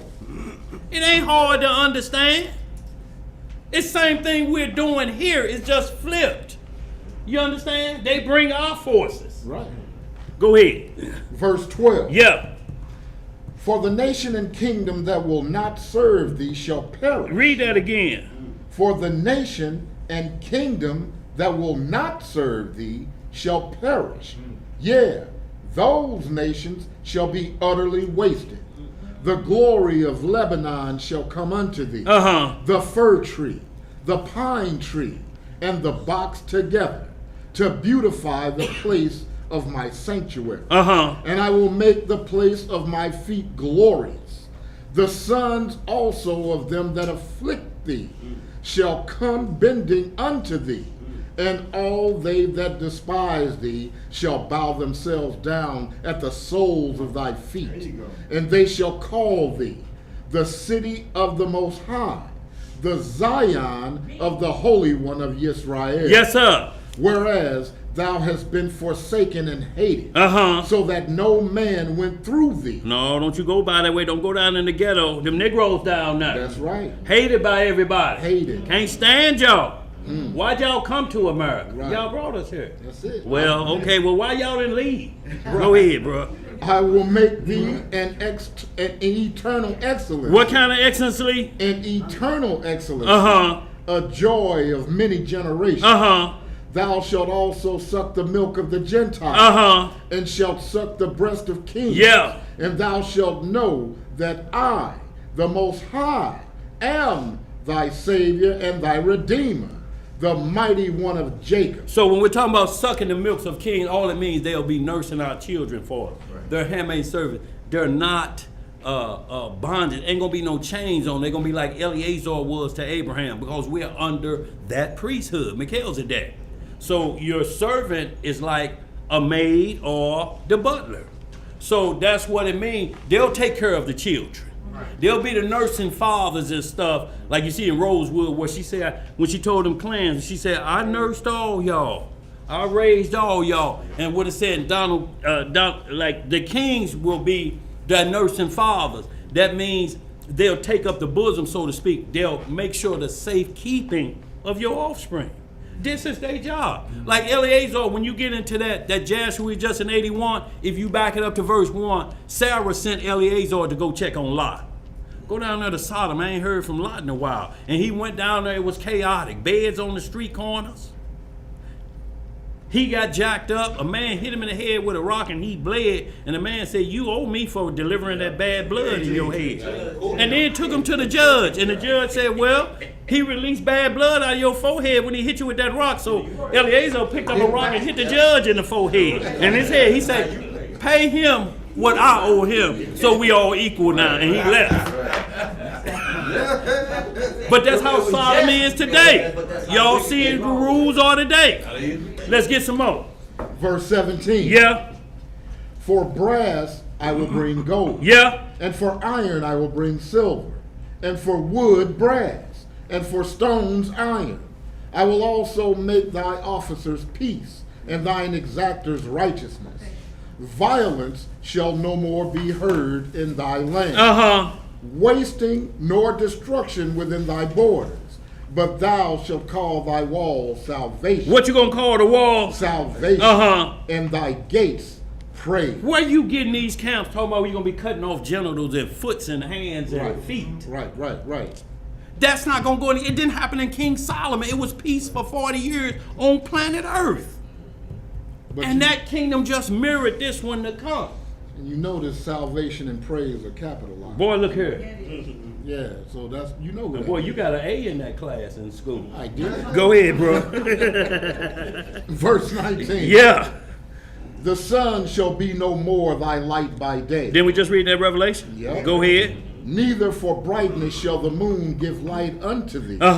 But the Most High shall be unto thee an everlasting light, and thy Elohim thy glory. Do y'all see any difference from what's in the Old Testament and what we just read in the New Testament of Revelation? No. Same prophecy, ain't it? Let's get some more. Verse 20. Yeah.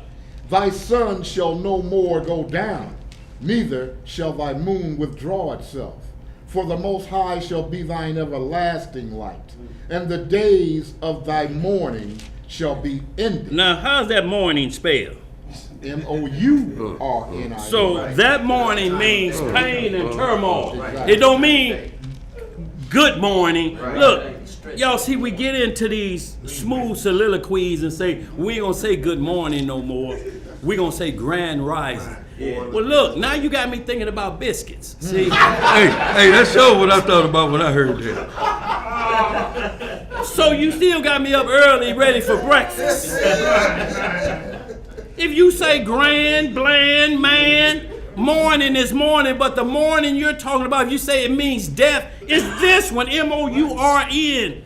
It means somebody's died, pain has been there, and you like this. It'll be no more of that, not no more of this. It's morning time. Get them grand rising biscuits out. Get me some eggs and some turkey bacon. Yes, sir. I'll grand rise for that. Let's get some more, bro. Go ahead so we close out of here. Verse 21. Yeah, and look, no disrespect to anybody. If you feel like saying grand rise is better to you, you still saying two English words. Yeah. When you get through. When you look up grand, what does it say in the Hebrew? When you look up rising, what do it say in the Hebrew? So you need to be saying it in Hebrew, not in English. Because you're doing the same thing. Right. Finish that up, bro. Verse 21. Yeah.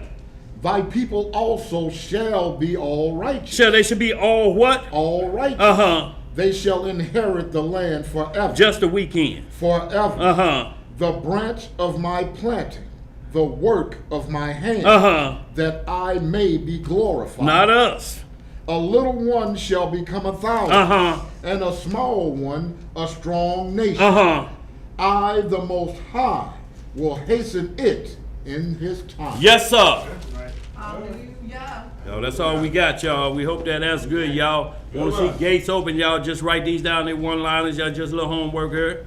Psalm 118 and 19.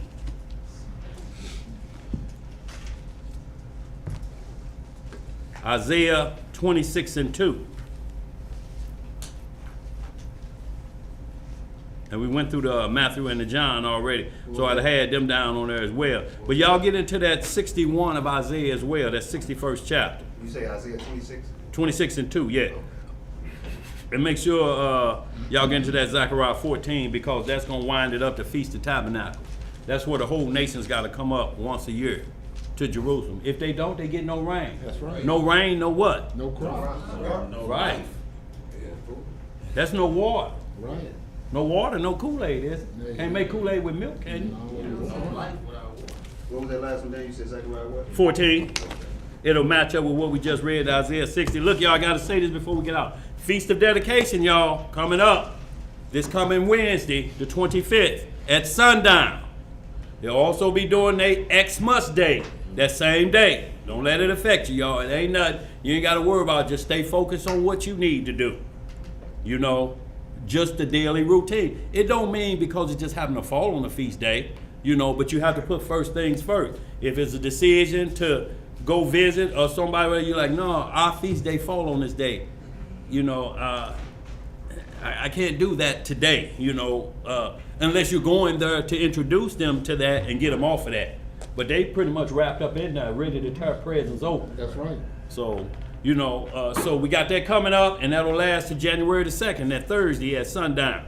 But our feast day that we will be holding will be next Sabbath, the 28th. We got the location already marked for all y'all here in the city. If you haven't got with myself or Ishua to get your name on the list, because you got to have your name on the list, y'all, we have to buy food. We just can't. We're not in miracle status. We can't turn 2 loaves and 12 fish, y'all. We ain't there yet. No. So we have to pay for them 12 loaves and them fishes. So we got to make sure it don't run out. You know what I'm saying? Yeah. Ain't no need standing in line and you look back 20 back and they say the food gone. Why are we still standing in line, the last person? I'm waiting on unless you're waiting on the scrapings, well, you know, because all you can do is pass back up. Have anybody scraped the side of the pans on that macaroni?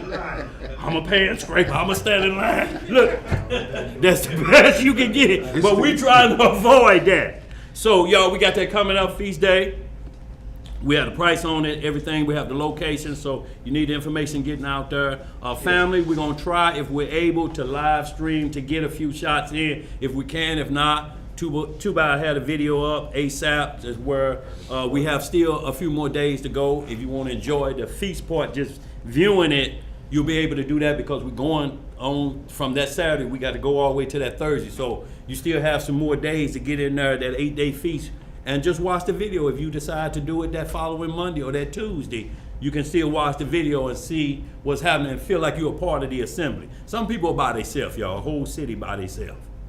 Ain't got nobody to fellowship with. That's why Jake do a lot of the classes online for the worldwide audience, so it brings them in and they don't feel lonely around this time like people doing about Christmas right now and ready to kill themselves. Is Israelites get lonely like that, y'all? No assembly to go to, family members don't want to hear it. Y'all in the coat. You understand what I'm saying? So it's lonely time for us too if we don't get them in there and bring them part of this fold. What you got? That subject you and I had about 95 people for a second. The what? The discussion you and I had. Yeah.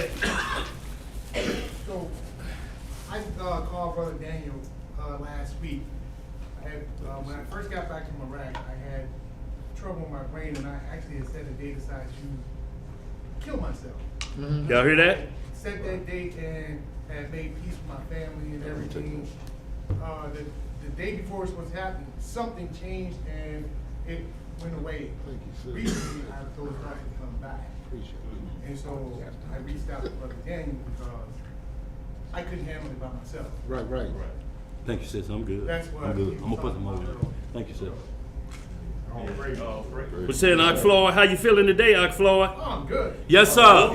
That's what we talking about, y'all. And that's all we talking about. Pray for one another. That's right. And just talk somebody through it. It ain't hard, y'all. We just got to explain where the attack is coming from. Right. First thing is, why you thinking like that? Who done got up in there? Who the driver? That's right. You got to get off the passenger side. Take the wheel back. So y'all, Ock Floyd understood that. His soul is good, but he still got a fight to go because the devil ain't gonna give up. He'll come back in a year later. I'm just coming back to check on you. Just checking on you, Flo. Just checking on you, Flo. Yeah. That's what the devil do. He ain't got nothing else to do. He can't die. He's still the same age. He still looked the same as he looked in the Garden of Eden. So women, watch out. He still look the same. He ain't gonna come in there with a beard down here and bend over. I'm the devil. You want some fun? Right. You want to be a skeezer for the devil? No, he ain't coming like that. Skeezer? No, he ain't coming like that. What you got, you, man? Sister Stacy, Shalom, Sister Stacy. We got you. Oh, okay. So you got the text. Yeah, I'll send that information to you, Stacy. Okay. Yeah, that was just about the location and everything, right? Yeah. I get it to you, Sister I Stacy. actually put the address in there. You did. Oh, you did? You got it in there? Yeah, I put the address in there. Okay. Y'all, but we got to be on the list. So I got you on both accounts, Sister Stacy, you and Ock Ben. So we get that locked and loaded, y'all. Any of y'all still here in STL? I don't know if anyone is coming from out of town. You still got a little bit of time. So, but if you do, just let us know so we can get things prepared. If not, y'all, we're going to share this feast worldwide like we always do.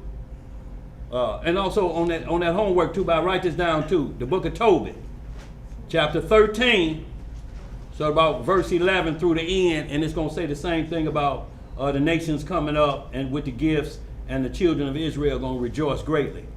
Say that was Tobit. Tobit chapter 13, verse 11 through 18.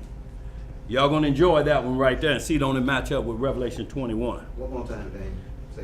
Book of Tobit, chapter 13, verse 11 through verse 18, or the last verse. So y'all, Feast of Dedication coming up. Get your menorahs ready if you ain't got them.